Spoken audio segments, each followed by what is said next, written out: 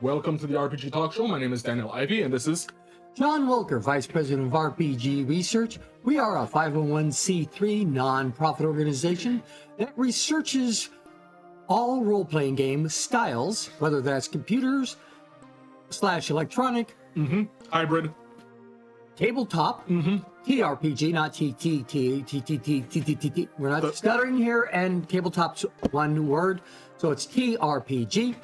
Also, LARPs, that's live action role-playing games. Which is one of the reasons why we have this guest in studio today. Please introduce yourself, and why are you here in that heavy-duty armor? I'm not saying that I don't dress funny, but you I know. love this. I'm Matt Kibble. I'm a level 1 GM still, I believe. Yes. Yeah, by the way, camera's right there. I was talking to John to Just clarify. letting you know. He knows that he's supposed to talk to us, not the audience, because the audience is boring. Just kidding. I am apparently still a level 1 GM for RPG Research, but I'm also the founder of Sundered World LARP, which is currently on Kickstarter and is going to be opening in June next year. Okay, Sundered World LARP, we will definitely have the Kickstarter. Now, I'm just going to get to the bad news right at the front. This LARP is going to fail. No, let me rephrase that. The LARP is not going to fail. The Kickstarter. The Kickstarter is going to fail unless somebody walks in there and puts in $6,400. In the next 3.5 days. Yeah. Yes. We'll see. Okay. So this needs to be very advertised out. All of you that are watching, just throw in whatever money you have in your bank account. You weren't going to use it anyways. Or if you don't have any, spread the word. Yeah, at least tell everybody about this. So this is a LARP, which we need to identify is a live action role-playing game. And there are two kinds of live action role-playing games. There is combat and non-combat. Yeah. And then under the group of combat LARPs, which you are, there is hard combat and soft combat. You are soft combat, buffer combat. Yeah. What world are we in? It's the Sundered World. It's not anything that exists in any other game system. I've completely designed it myself over the last 4 years. The lore system is still being put together, but as my favorite set of directors used to say often, find out in game. And Right. therefore, I can't speak to any of the things I want to be mysteries. Dungeons and Dragons was done that way. All the lore for Greyhawk was created by playing the game. So, you are a soft combat things. Not world. Hello. I must reset. Anyways, you have a time frame, a technology level. What are we looking for? If I'm coming at this game, am I expecting brown coats with Nerf guns, or am I expecting throwing little red bags and yelling fireball? Honestly, neither of those. Oh, okay. What I'm running is going to be a high fantasy game. So when you get into LARPing, there's low fantasy, regular fantasy, and high fantasy. Low fantasy is mostly political intrigue or beating each other senseless, depending on which route you go on that one. Right. That would be There's one game actually here in Washington already that runs once a year that's a low fantasy political intrigue game. Isn't that the brown coats? No. Because I know locally we have the brown coats, we have Vampire Masquerade, we have Amp Guard. We have some other organizations that get mad if you call them a LARP. Yeah. They're still stuck in the we don't like being associated with those people. In spite of the fact that the military does LARPing too, so. Well, You tell me what it is if there's a rule set and you have guns that fire blanks and you have to pretend to be shot in a casualty while somebody else pretends to treat your injuries. I wasn't going to say they don't have LARPing, they just don't have good storytelling. That's why. That's why the participants make the story. Which is why I used to throw peanut butter packets at people when they were insurgents, and they always sided with me afterwards. Apparently, that's how you win wars. Peanut butter packets. Exactly. So, anyways, I'd be tempted to hand out cans of soup and just say that I'm Canadian. so high fantasy. No, because you're Canadian, you have to be involved in all the war crimes. That's part of the joke. All right, folks. High fantasy, medieval. Magic, and the gods. Medieval, I'm gonna take care of kind something of back. ranging from early Iron Age to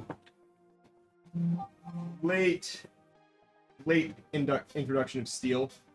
The game itself is going to be low steel usage, high iron usage, but the technology level is going to be up to the early Renaissance minus gunpowder. So we're talking pre-Dark Ages for metallurgy, but early Renaissance for gunpowder. No gunpowder. Specifically, I said no gunpowder. Okay, yes, yeah, Up yeah, to culturally, but minus gunpowder. got it. So, That's what magic is for instead of gunpowder, because if you can make something over there explode, you don't need to put a chemical concoction together to make it do so. we had a conversation outside, and we were talking about what is considered a safe weapon to you, and the judgment was, By the way, hi, No. Nightshade. hello, and hello to Pocket Dragon if you're watching. Mm-hmm. But we had talked that, unlike the Renaissance, we're not going to be dealing with rapiers because they're thrusting weapons. Not exactly. So, the way that I'm working it, because this style of game is new to the area. Yes, you're more of the Eastern style, which is like Nero. Honestly, it's mimicked and designed to be as close to European LARPing as it can be. Like Without Nordic the heavy LARP, or without the drop kicking each other and screaming in somebody's face as you rip their armor off of them.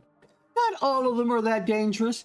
There is this one great LARP that's out there in Denmark that you have everything from Klingons to orcs, and yeah, they mix and match whatever party you Okay. want to be. You want to be Romans, you got the Romans and the Vikings, and what the main rule is that you have to be in costume down to your shoes.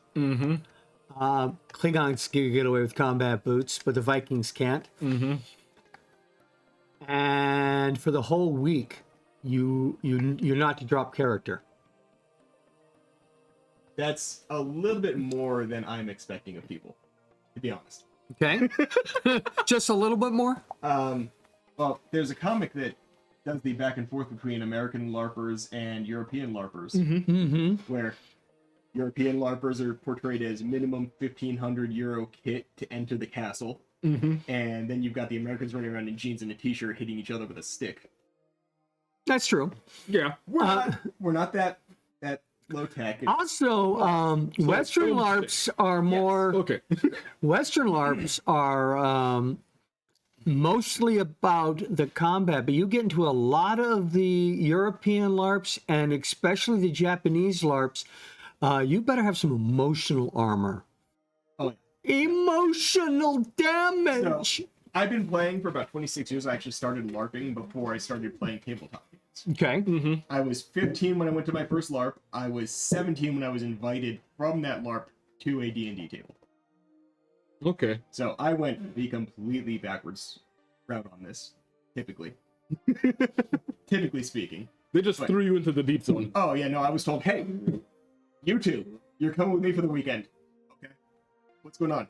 Put these on, go hit those people with a stick, and fall down when they hit you this many times. And it took him years to realize he had been kidnapped. Well, because they kept letting me go at the end of the weekend. And feeding me.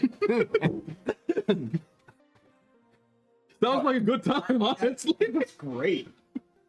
It was awesome. But, so, for combat, for the sake of safety, I'm defaulting to the heavier weapons, the bonker style weapons, not the latex weapons that are becoming more and more popular. Okay. Because they're pretty. In spite of them being safer now than they were when I got my set and when I first started using them like 12 years ago, we still had the issue of if you thrust with a latex weapon back then, you had the chance of breaking the blade and impaling the person.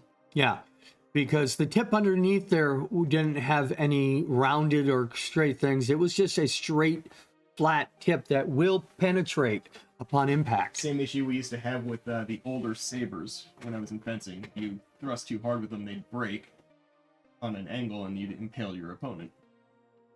Yeah, but that's also why we had minimum armor. Speaking of which, you're wearing leather armor. I am wearing my favorite set of armor that my friend made for me about 17 years ago when I was first starting the banner camp at the now closed former favorite game of mine, Nocturne. Now, you have little studs showing, but this is not actual studded leather. No, this was heavy leather or hardened leather. Yeah. At least 17 years ago it was before I got tied down and beaten senseless for an hour and a half. Now, Stopped after that.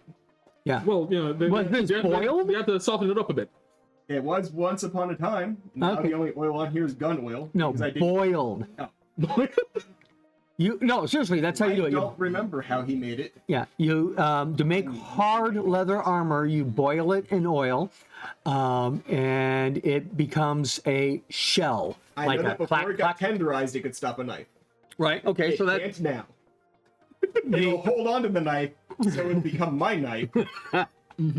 You're not getting it back, but it's still going to hurt a lot.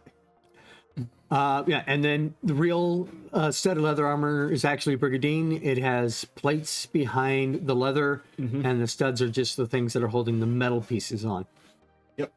But- Just extra layers. Now that I'm done nerding off on just the concept of leather armor and armor in general, the real point is armor requirements. Is your game safe enough that you could be an amp guard person who has 0 armor on, literally the blue jeans and t-shirt, do you have to have hard points on the neck, elbows? You wear what you want to wear. Mm-hmm. If you feel unsafe, you put on more layers, you put on more armor. If you feel safe, you don't wear it. If you want any of the in-game skills and bonuses that come with armor, you have to wear the appropriate armor. Now, stuff with that, there's going to be like a little scale because I'm not going to have people showing up in plastic armor and getting metal quality with it. So I had this problem before. I actually, and I kick myself every time I think about it. When I was in Amp Guard, somebody liked my hat and wanted to trade a pickle barrel armor for SCA for the hat. And I turned it down because I wasn't going to get credit for metal. And I really should have just kept it because every point of armor counts, and I would have had it to wear when I joined SCA later. Well, to get around that, I don't want people not showing up because they don't like that their armor won't count for full.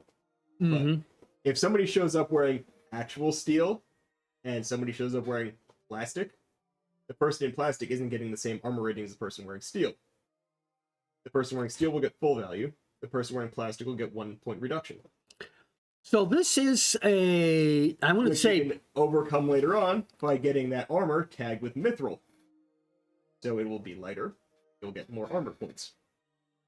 okay. So I can upgrade my plastic armor with magic, etc. Yeah, But is this a pay to win? not really. If you can find a way to pay to win, I haven't created it. Sure, you have. Oh, you can pay to unlock things that are going to be more difficult, but that's not going to let you win.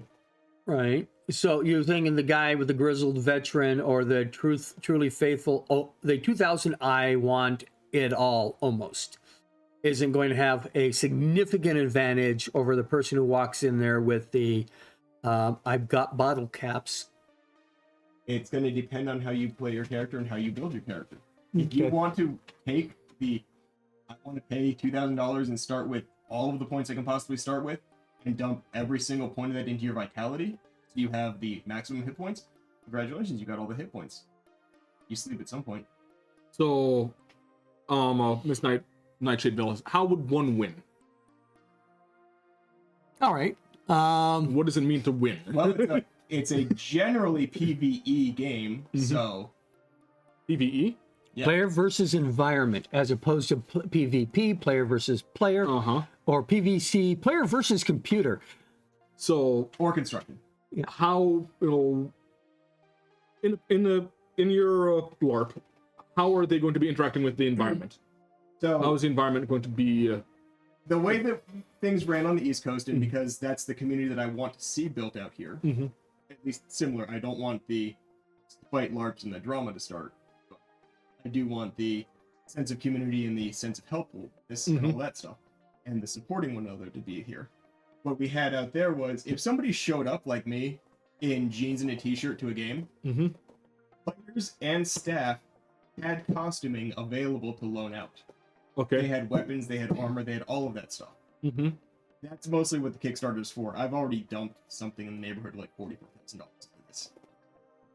Most of that is in land? Most of that is in the land because absolutely nobody out in this side of the state responded to any of my requests to lease their properties. And that was... That's a shame, because you're way too far away. It is a long drive. It is the maximum that I was expecting people to want to drive, which is unfortunate, but I keep being told that on this coast, longer drives are a thing that nobody really cares about. Because on the East Coast, if you're driving 3 hours to get to a game, you're going 2 or 3 states away. Over here, Unless you're in Florida.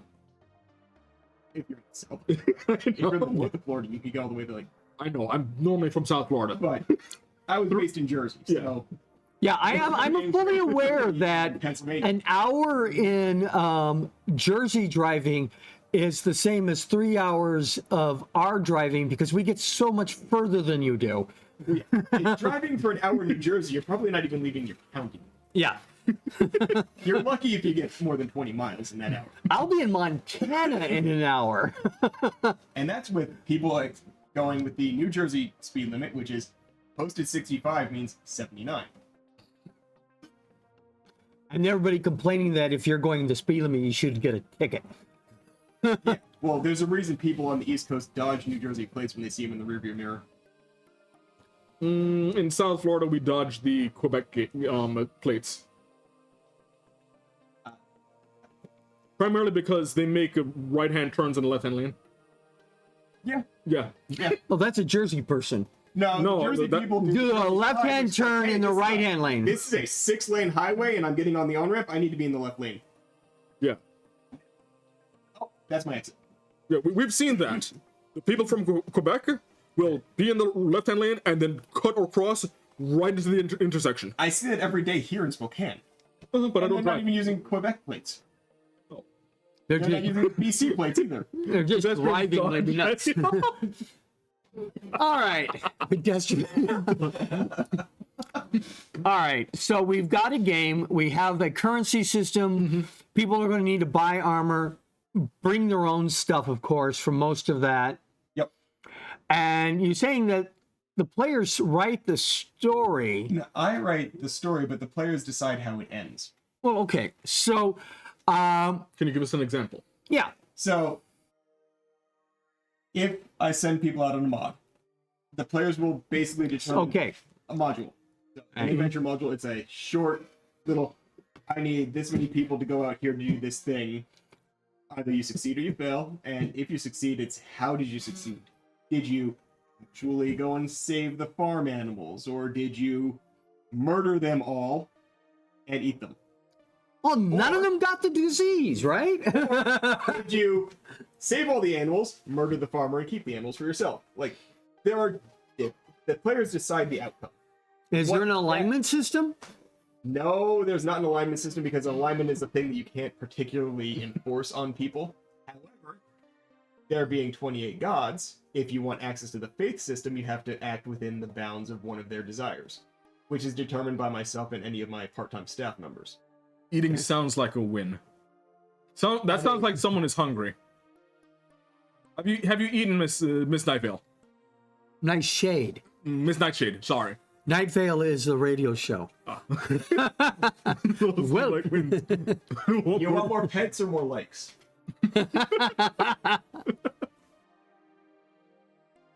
Oh, see, line wins. My brain's auto-correcting. Yeah, but she meant like Yes, some ramen. ramen.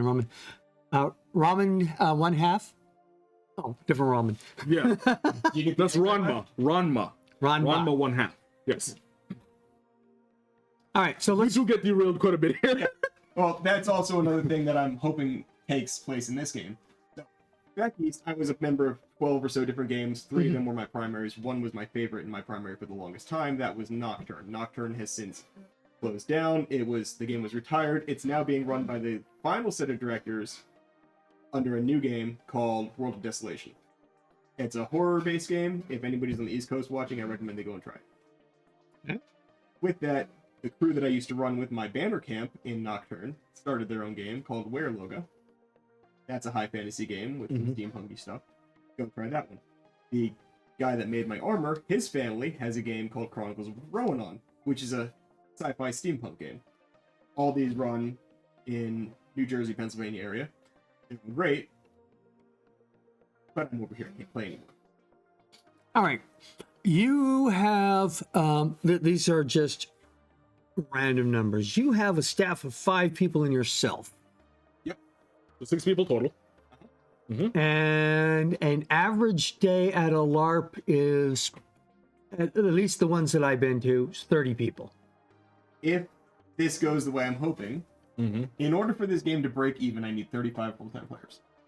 Okay.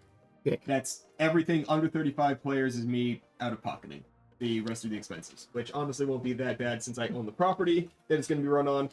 So that's going to save us like $1,200 a weekend. Okay. How much to join? Playing is going to be on a scale. You can either full-time NPC for free, or you can play 1, 2, or 3 what we used to call tag rings, but tag rings got kind of outdated and it just kind of stuck around as a term.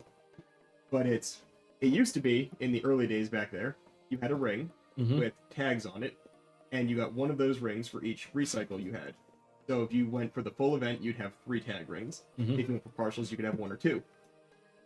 They used to do tag holds at the end of combats where you would have to rip all your stuff off and hand them over to a GM or marshal. And that, over time, broke immersion so much that they stopped doing the tag holds, but they still gave you the tags so that people would look at you and just gauge how strong you were by how thick your tags were. Nocturne, which became my primary game, and my favorite so far, went away from that completely, still holding onto the tag ring concept, but not requiring you to turn them in and not requiring you to carry them. They were given with your bag, so you had the physical representation, you could check it against your card, but then they were out of sight, out of mind. Okay. And you got 1 tag ring for a base price, and you got additional tag rings at higher or progressively lower prices for each additional ring, up to a total of 3. I'm using their same model, so it's $20 for the first ring, $15 for the second, $10 for the third. Okay. And then if you want, you can buy 1 extra character point for $10 at the end of that, or in place of any one of those. So you could do $30 total, get 1 tag ring, get the extra character point, anywhere there are 2 tag rings, play with that 1 tag ring for the entire weekend. Okay. Now, With that, though, is the mandatory NPC shifts, which was another part of the community is helping one another to have fun. So if everybody shows up to play and nobody wants to NPC, there's no NPCs to teach, there's no NPCs to interact with, there's no bad guys. But for every one of these tag rings you purchase, tack on 2 hours of NPC time. The entire community plays the same rules. Everybody has the same amount of points to NPC time. Everybody gets to play, everybody gets to have fun, and everybody gets to help each other have fun. Plus, it gives you some downtime so you don't burn through all of your pools if you want to, say, go completely ham on the main mod on Saturday night. You volunteer for a Friday night NPC shift, or you volunteer for the wake-up call on Saturday morning. Burn through 1 of your tag rings, hold on to the last 2, burn 1 completely in preparation for the final battle, and go into the final battle fresh with all of your extra stuff. Okay. so my wife would complain if I didn't bring up this topic. In fact, anytime I make a mistake in this area, she goes, "Way to go, safety officer." Okay. So we're going to talk safety a little bit. Now we have weapons rules, hit location rules. We have weight limits on ranged weapons and things like that. And I know you probably have the standard hold symbol signals and voice calls, out of character, all that kind of good stuff. So you have a open field, which is a hazard in and of itself. Then you have weather, which can be a hazard, especially with high winds out there. Also, shelter. Shelter hasn't been built yet. That's what I've been setting up to work on and will be building myself over the next 6 months. Okay. And it's gonna honestly probably end up being a lot of tents in the beginning. But I have to get the land ready to pathways because the trails are non-existent. It's mostly game trails right now. Now, this is a open air camping type situation, so open air fires? Currently, there's a fire restriction. I have to go get permits in order to put anything in, but my plan is to build several 1- and 2-person huts with a fireplace enclosed. Okay. Can you build fire pits, stone fire pits that people can use? Not without a permit. Okay. And speaking of fire and those kinds of things, how far are you from the nearest fire department / ambulance? Driving at posted speeds, it is 20 minutes, but it's actually only about 4 miles. Okay, so an ambulance Posted can get speed you is 12 miles per hour. Because I'm assuming you have a good communication system out there in the middle of nowhere. Somehow in the middle of nowhere, I actually have almost all of my bars of service, and the hospital is in Tonasket, which is 7 miles away. Okay. Do you have medical crew on hand? At least those of us that have some training, myself with Combat Lifesaver and CPR, and anybody else that's out there with first aid. So that's definitely somebody you're going to want to get as a team member, if you can. But you don't pay anybody. Yep. Because, like I said, if I get 35 people, the game breaks even. In order to be able to pay anybody, the game would need at least 75 full-time players. That's not including anybody that wants to do full-time NPC or do. Right. What are your plans for things like evacuation or... I mean, have you made these safety plans? Have you... There is only one road in and out because somebody has decided to ignore easements and locked off the other side of the road. So that's a legal battle you have to fight? Possibly. And, medical personnel, first aid materials... I carry a bunch of IFAKs in my trunk, and I have several large commercial-grade first aid kits that are going to be posted around. Okay. Just because we always like to make sure everybody understands the acronyms. Which ones? IVACs. Infantry first aid kit. Or individual first aid kit. Yeah, that's not a big thing. No. No, it's enough to stop you from... bleeding out and maybe keep your dismembered parts intact until they get stuck. At least get a tourniquet on there. The biggest dangers out here aren't going to be the weather or any of that stuff. It's going to be the snakes and gravity. Okay, well, gravity is always number one killer, especially on combat fields. People fall down. I don't understand why. Yeah, no, my thought process is the 3 box canyons and 7 cliff faces that I have on the property. What are you going to do about that? I'm going to build some half walls. Okay. Probably going to be 4 feet with a bar going across at 5 feet. And have you done a land survey yet? By that you mean having a surveyor come out there and mark it off, or me walking around and determining what I need to put there? You walking around and saying, there's a hole, somebody's going to step in. Yeah. That's a snake nest. I've spent weekends out there 3 times already. And I put out snake repellers, 16 of them so far. Okay. I got to get a few more out there. Maybe 100 more out there. Well, But 40 acres is a big space. so far, the only snake we have found has been a northern Pacific rattler, which is the most passive and least aggressive that we can get your hands on in terms of rattlesnakes. So it just kind of looked at us and wandered about its day. Okay, good. The bigger thing that I'm concerned with, honestly, is mountain lions and wolves up there, but we haven't seen those. We just keep finding signs. And hopefully noisy people running around like lunatics should help keep them at bay. I would hope. I mean, if it doesn't, that's what you got shields and boffer weapons for, right? At least the shields. I don't have to outrun the wolf. Just have to trip you. With signs of mountain lions and wolves, you probably need some type of buddy system. I mean, I'm planning on using, of the 40 acres, most of the game is going to be run on the lowest 10 acres of it. Mm-hmm. So, long 10-acre field, one cliff that's a problem, the rest of it's all uphill from there. The reason for that is majority of the property is difficult to traverse, so it's going to be mod sites and stuff like that in the farther areas. So it'll be a group going out there together, doing whatever is going to happen there, and then coming back together. What kind of transportation? Are you just going to walk the 40 acres? Or... Yeah, for the most part. Okay. Unfortunately, I don't have the resources to put in anything for assisting with any of the more common mobility issues. I was just about to ask about ADA concerns. The best I'm going to be able to do in the immediate future is I can put a switch back in. That'll get people who can walk up and down it, but I don't know that I have the resources to make it wide enough for wheelchairs or anything. Or flat enough? I can definitely make it flat enough. I can't make it wide enough. Okay. Because it's still going to be a dirt trail. But at best, I can make it maybe 2 feet wide. And what about your ADA things? People who have to go around on canes, or people who are not going to have the oxygen to get to the next site?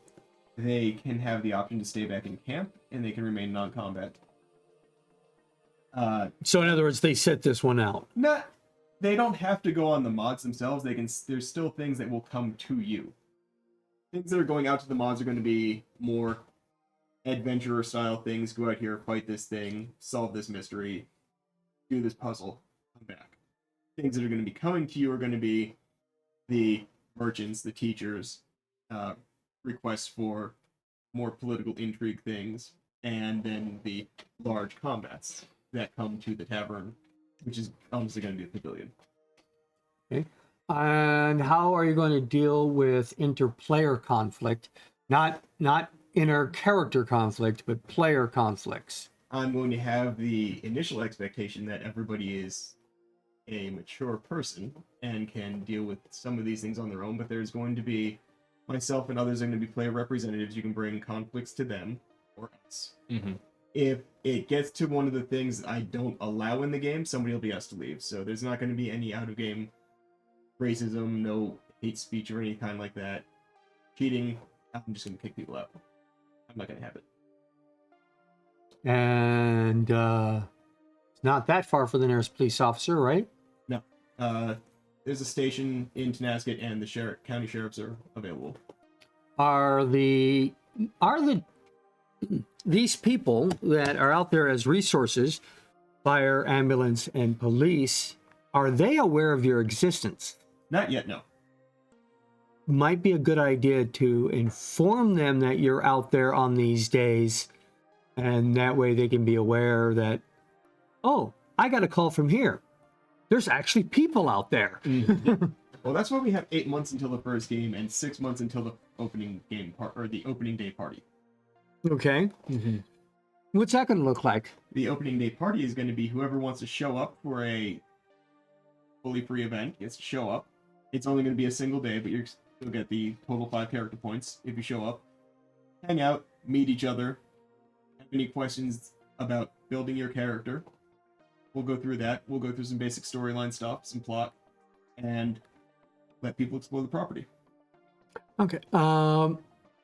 BYOFNB, bring your own food and water, and Bring what you want to eat and drink that's non-alcoholic and no drugs. okay. I will be feeding players on Saturday nights. That is a tradition that was started back east. I want to continue it. The quote that I have from one of my friends is, "No game worth its salt will not feed its players." So you're going to have food for one thing. Everybody else has got to bring whatever else they need to stay alive, including a shovel and a roll of toilet paper. I don't have toilets set up, but I'm going to be renting the line of porta johns. Okay. Unless, the Kickstarter somehow kicks up and I get to the $20,000 mark and can install a septic tank. Are you familiar with Silver Fox Toner? I do know this person. Hi.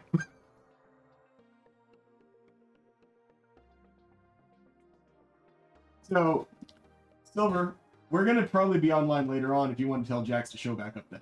Unless Jax wants to show up here. But yes, hello Jax and Jax's friend.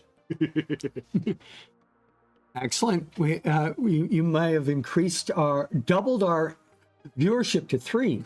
1.5? Yeah. No, we do have some lurkers. Those are the halves. Are there anything that you feel like you need to talk about that we haven't spoken about yet? Honestly, it's just supporting the game right now would be the best that I could get out of people. It's been expensive so far. I've got the currency set, I've got character bags, I've got coin bags for all the players, I've got the basics of NPC garments, but I don't have what I want to have, which is I want to go out on LARP Day, which for anybody who doesn't know, LARP Day is the day after Halloween, when everything goes on sale and you just mass buy makeup and costuming. Right, yeah. And stockpile generic costumes and extra equipment so that I can have stuff to loan out to players that don't have enough or feel like their kit needs more. Their Halloween Town, is that what it's called? Well, there's Spirit Halloween, and Spirit there's Halloween Express. Okay, Halloween Express. That's the one I was trying to remember. They're local. Yes. They actually have a stack of these cards that they wanted to put out, but apparently people haven't been grabbing them.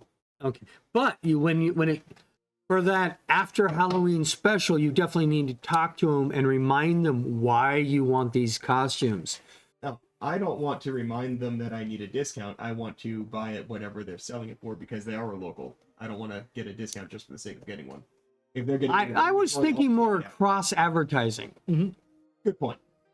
But it is a local business, so if they're not having things on sale, I'm not going to ask for a discount. Yeah, I'd rather just pay them, even if it means I'm broke. But whatever. Yeah. So yeah. What about donations? Other than going to Sunderworld the LARP on Kickstarter, do you have a website where people can? So far, I only have the Discord up. Okay. But in terms of donations are going to be probably. I haven't established exactly the ratio yet, but what it used to be was 1 service point for every $1 spent on a donated prop, costume, armor, weapon, etc. There was a scale to that depending on what was necessary, things that were needed got more points, stuff like that. I'm probably just going to do a base 1 for 1. So the thing that you're going to need, in my opinion, in order to protect yourself is LLC standing. Which I put in for, and that got lost. I have to deal with the state to get that finished. Okay, so you need to get your 501c3 as a nonprofit organization and get your LLC, which is limited liability corporation, so that they can sue Thundered World without suing you directly. Yep. And you need insurance. Yep. I have 3 insurance companies I'm going to be working with and figuring out which one has the best coverage. Okay. And I haven't got that because my UBI is missing. If my UBI is no longer missing, I can start moving forward with that piece. hopefully you'll find the secret to get your insurance companies not to treat you like you're playing rugby with knives. Well, probably. The ones that I'm going to be going through aren't based on this side, so they don't seem to have the same... Are the East Coast businesses that have actually dealt with LARP before? Yes. Okay. that helps a Yeah, lot. all three of them come highly recommended by different director sets. Okay. Okay. So we'll see which one ends up working out the best. So, when we go into main topic, which is going to be more of LARPs, what are we planning on talking about? Well, first of all, we're going to talk a little bit about the various different LARP types are out there. Yeah. We're going to talk about bleed. And have you heard of Sarah Lynn Bowman? The name sounds. She's where we got our bleed theory and stuff from for our Yeah. classes. That's why. And she's a little further east than you are used to. She is Nordic LARP. And she is, I would say, probably the world's expert on LARP. It's because she basically has a doctorate in LARP. Teaches this in the schools and things like that. You know, there's a school, after school, Skloven, something, I'll look up the word later so I can try to say it right, where they spend a semester, the entire school is a LARP, or the entire class is a LARP. Makes you feel alive. Yes. No. That's the idea. No, I know that all three of us have experience with LARP. My experience with LARP is not in combat LARP, it's in social LARP. Well, we both have done Vampire the Masquerade. Yeah. Then there are salon LARPs. LARPs, and that's the other thing. We'll get there and talk about the different types of LARPs, the concepts of bleed, and benefits and disadvantages of all the types. yep. And I've got those lists up on there. We got a couple links, not leaks. We don't have any inside information, no, none at all. Ignore the cultist cap. We're not a cult. We're not a cult. Stop it. Anyways, we'll be back in approximately 15 minutes. But so we got about 3 minutes. What do you want to tell us about your LARP and why people want to go to it rather than staying with a local amp guard group? The thing that I'm mostly basing this around is the full weekend long. So you get there, game on is Friday night, game ends Sunday at noon. Okay, So immersive the entire 48 hours basically. 36 to 42 depending on the weekend. Okay, So it's going to be extended immersion. Not cult yet. Yeah. No. Extended immersion. I haven't made the Kool-Aid yet.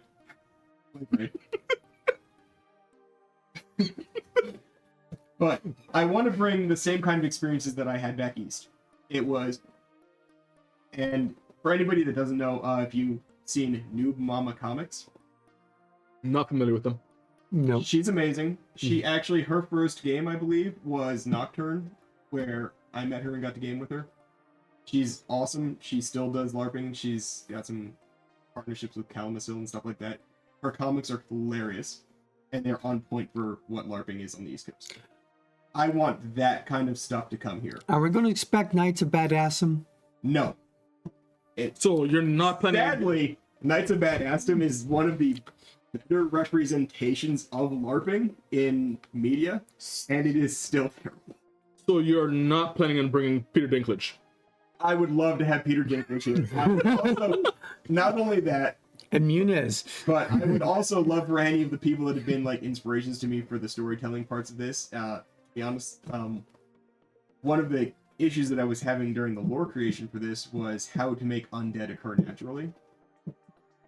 And it turns out Powerwolf gave me an answer to that. Okay. But All you got to do is go to Jamaica. that's not the same thing. That's not the same thing. You know a Jamaican. No, demons are coming in on their own. Don't worry about it. And no, you know, the one other, Jamaican zombies have nothing to do with demons. the other thing that I'm going to be doing as a Wow. break from most LARPs is there's not going to be races. I'm completely doing away with the concept of races and classes. Anybody can learn anything they want, and all players are going to start off as human. And if you wanted to play a fairy or a dwarf or an elf, there's bloodlines that give you a non-mechanical, aesthetic only cosmetic change, so you can be whatever you want to be. Okay. But Does it cost more to be an elf other Nope. than buying the ears? No. And I'm looking at trying to keep it to honestly reducing price on the cost on the players, but to keep it to 10% and less race shift. So anybody that wants to be a beastkin would be like ears and a tail, Okay. not full fursuit. So we will be back in about 15 minutes, and we'll continue talking about LARPs, and go to the concept of LARPs as opposed to the one specific to the one that you're designing. Yep. In about 15 minutes. So we will see you in 15 minutes.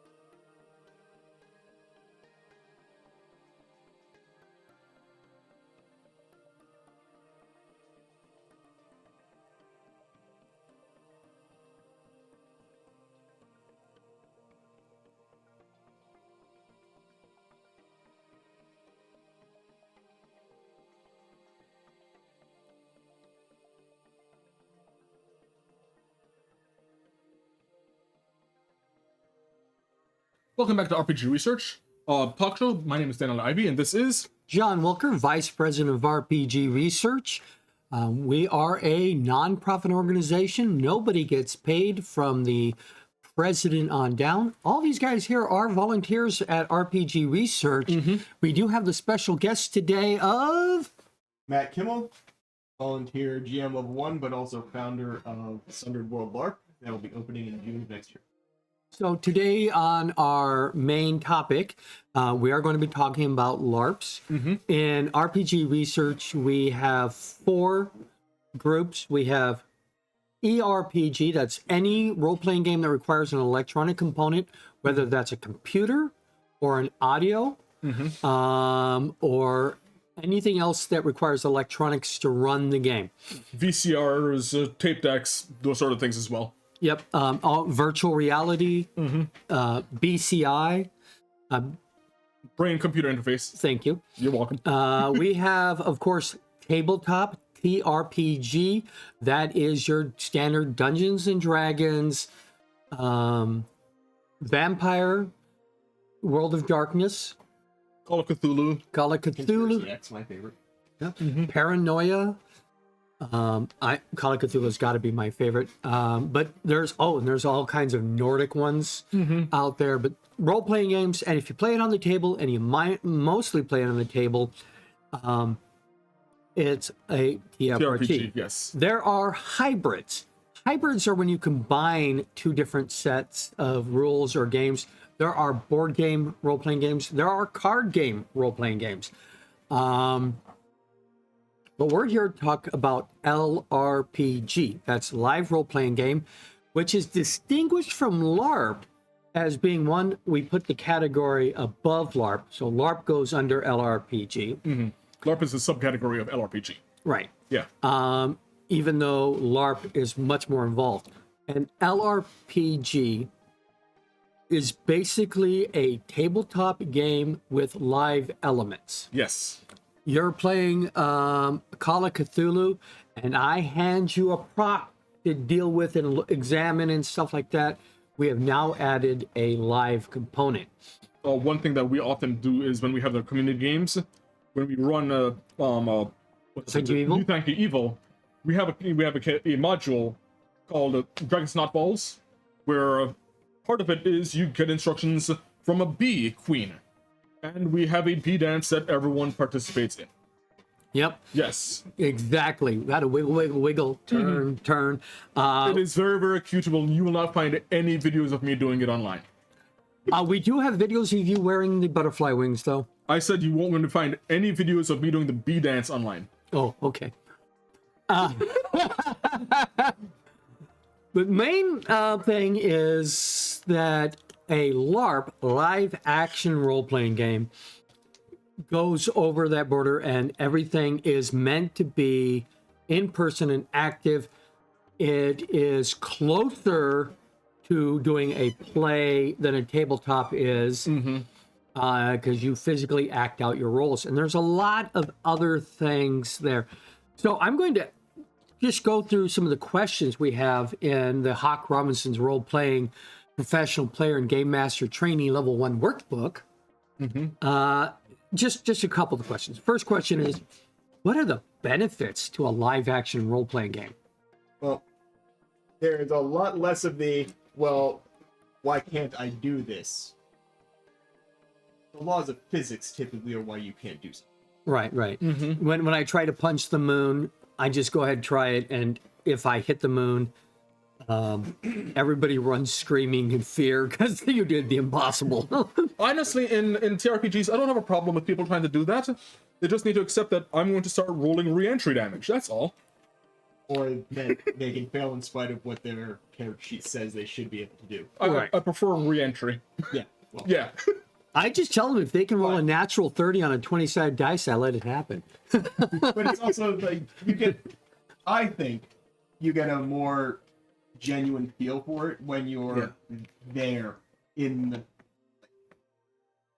it's you can be watching it happen, you can have the image in your mind, or you can be physically there experiencing it. Yeah. And that's just I've had people break down crying at D&D tables before, Mm-hmm. but when you get a group of people together and they're all like just a puddle on the floor crying over a character death or the revelations that happened that day, it's so much more genuine. So you have a deeper immersion in LARPs. Yes. Yeah. Well, the entire purpose of the LARP is to be immersive for a extended period of time, Mm-hmm. but it's also physically exhausting, and it also genuinely helps bring out some more of the emotion because you can't keep your walls up. Okay. Well, and which requires after action care. You need to help people process what they just went through. Mm-hmm. You can't take somebody through a horror LARP that also delves on real world scenarios and diseases and ask them just to go home after it. The solution to that is a lot of the community itself is supportive of one another. And then one of the other traditions that I'm hoping to bring back is the post-LARP lunch. Mm-hmm. It started, we would go to a Perkins, then we would go to a diner, then it became an Applebee's, depending on what camp we were using. And you get 25, 30 people there, all talking about what happened in the game, all basically emotion dumping while they stuff themselves with all of the meats and carbs that they could get their hands on. And if it's really, really bad, it's a Waffle House. You get 25 people walking into a Waffle House. At 3 a.m. Half of them still wearing their costumes.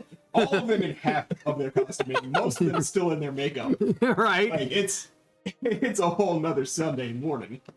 Perkins's Waffle House for those who can't fight. And don't know what pork roll is. I'm still mad about that, even though it's been like 16 years. They gave me Canadian bacon when I asked for pork roll, and they were like, it's gray. You just sassed me about this. All right. So we have a list, 20 points of things that we think are a benefit of a LARP Uh-huh. when compared to tabletop role-playing games. Yeah. One, it's very social. Incredibly, yes. Yeah. Yeah. It literally cannot function without a social gathering. Mm-hmm. Cooperative gameplay rather than competitive. Make sure I'm reading the right list. I've actually seen more competitive in LARPing, but that's only because, well, I was playing Vampire the Masquerade and half of the game is backstabbing each other. Well, Right. That's when you play an entirely political intrigue game. Yes. But also with the main groups that we have out here, it's a competition because it's just vying for either combat dominance or social status. Mm-hmm. In the games that I want to bring out this way, it's, like I said earlier, player versus environment. It's the player community coming together against the game world Mm-hmm.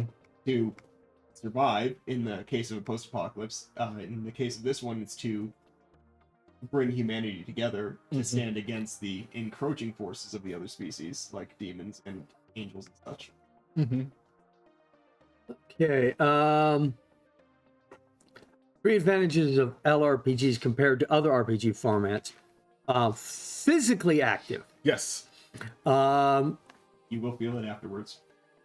It doesn't matter how good of a shape you're in. Or how passive a character you're going to be, because you're going to be walking. Yeah. Even when I've mentioned that my experience has been with more social salon LARPs.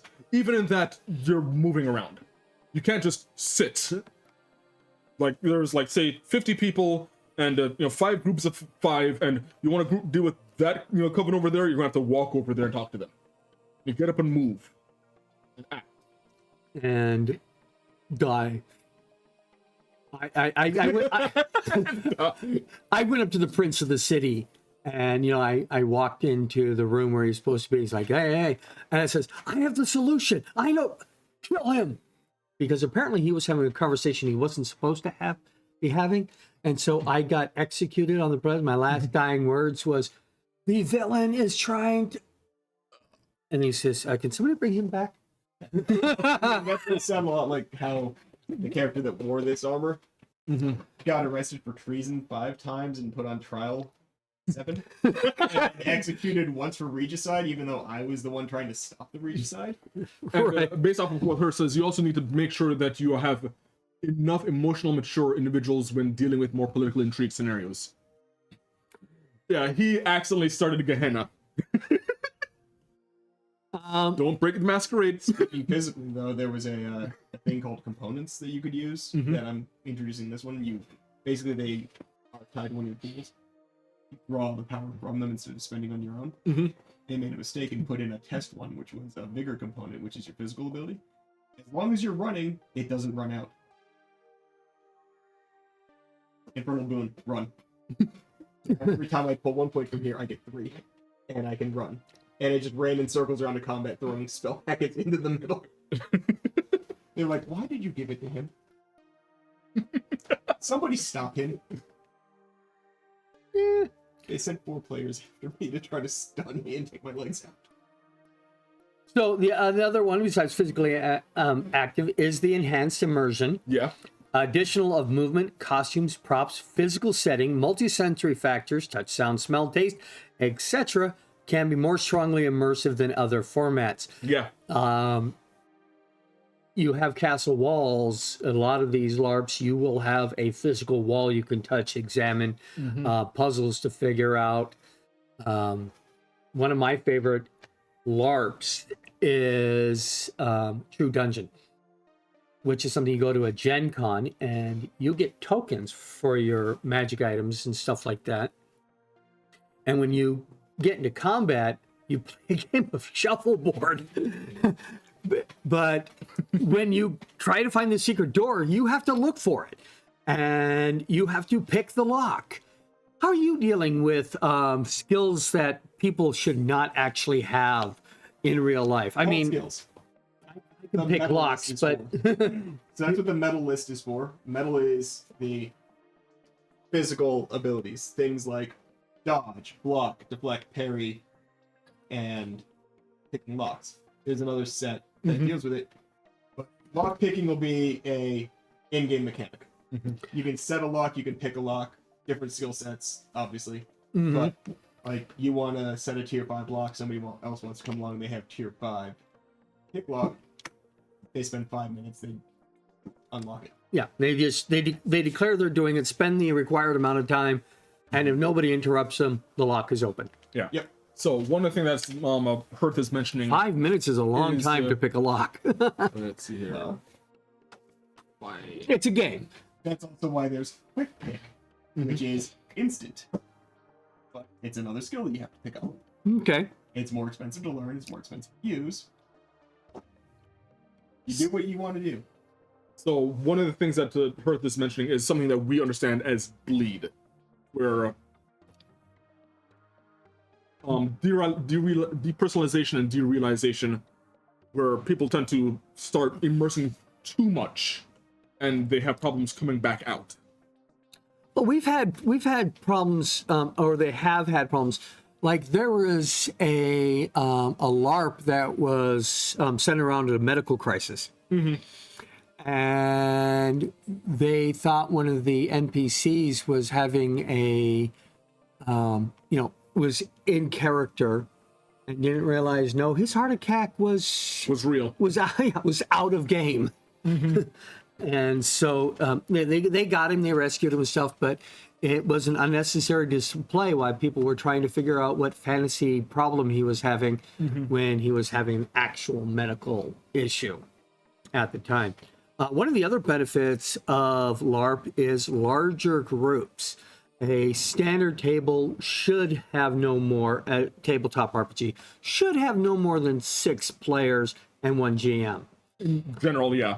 In general, yeah. There are groups that have done ginormous ones.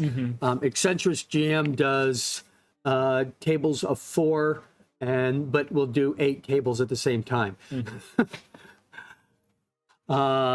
makes it work. He does. It's amazing. I've watched him play. But you got 5 people, and you're expecting a minimum of 35. 35 full-time players for the game to break even. What I've seen a LARP requires to run and function for a weekend is about 20 people. Right, Staff. that's a minimum. And Which means if I have 5 people on my staff, that's 15. and some of the LARPs that I've seen, especially the European ones, 1,000 players is not unheard of. I would love that, but I did not see that for a minute. you want a little time before you. Yeah, You gotta ease into that. Hey, if I could get 100 people to show up to game 1, I would not know what to do with myself, but I would make it work for the weekend, and I would give them the best experience they've had as far as I can do. And then the next time, there would be a lot more construction. Right? So here's some of the disadvantages. What do you think? What's the first thing that comes to your mind when you think of disadvantages for a LARP over a tabletop role-playing game or other type of role-playing game? Honestly, Hearth mentioned one, which is the depersonalization and the derealization. It's boon and con of immersion is more immersion. Sometimes you go deep and you'd have problems coming back out. Yeah, it's number 3 on our list. Highest misunderstanding risk. We'll talk about bleed a little bit more later, but people not realizing the faked versus real heart attack. Yeah. People realizing that my character's flirting with your character, I'm not. Yeah. Or, oh yeah, that was an in-character thing. I'm really not mad at you. Mm-hmm. I've seen a lot of that. I haven't seen never actually seen the people losing touch in my experience in any of the games I've been to. Mm-hmm. But I've seen a lot of the not being able to tell in and out of game and not being able to tell if something is serious or That is not part of serious. the losing touch. But no, I mean, Yeah. they're Not in the recognizing circumstances, what's they're happening. not certain what they're seeing. Yeah. But I haven't seen somebody actually lose themselves to the immersion Mm-hmm. and lose touch with reality. Well, and I've heard of it happening at a game, but I've never. oh seen yeah, it. it's the European LARPs are more famous for because it's an intentional thing to do to get you so immersed that you may lose yourself into it. And the Japanese horror LARPs are so emotionally targeted to make people require aftercare afterwards to come down off of it and to be reminded, no, it's all fake, all a story, got no problems. So a couple of things. One is it's the most dangerous form of role playing. Yeah. Minus the wild animals and the person accidentally slapping a bear because he thought it was an NPC. Don't do that. We don't have bears on my property.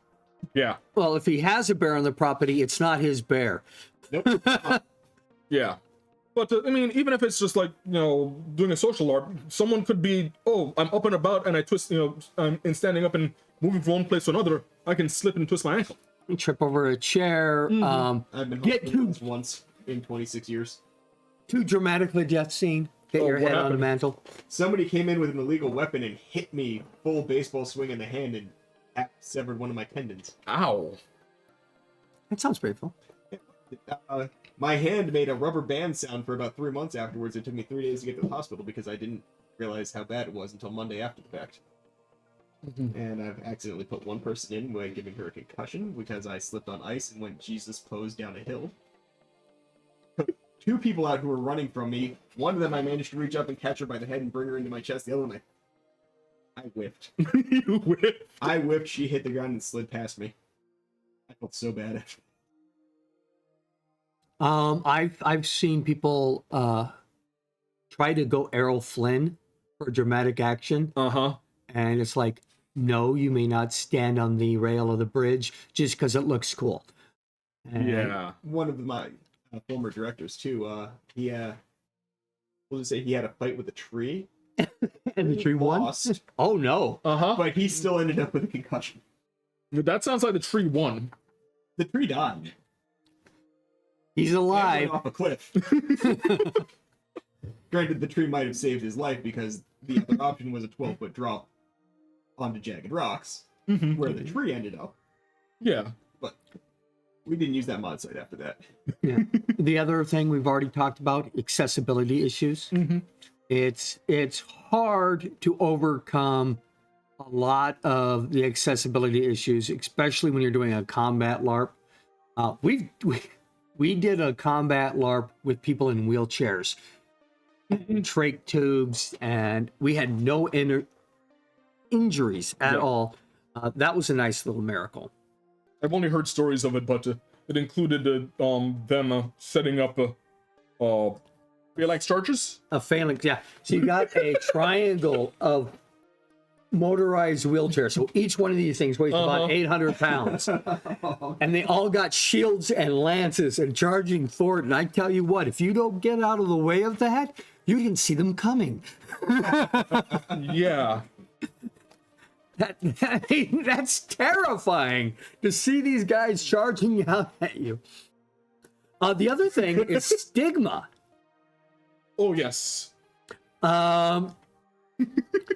There have been some people that say that LARPers are who role players laugh at.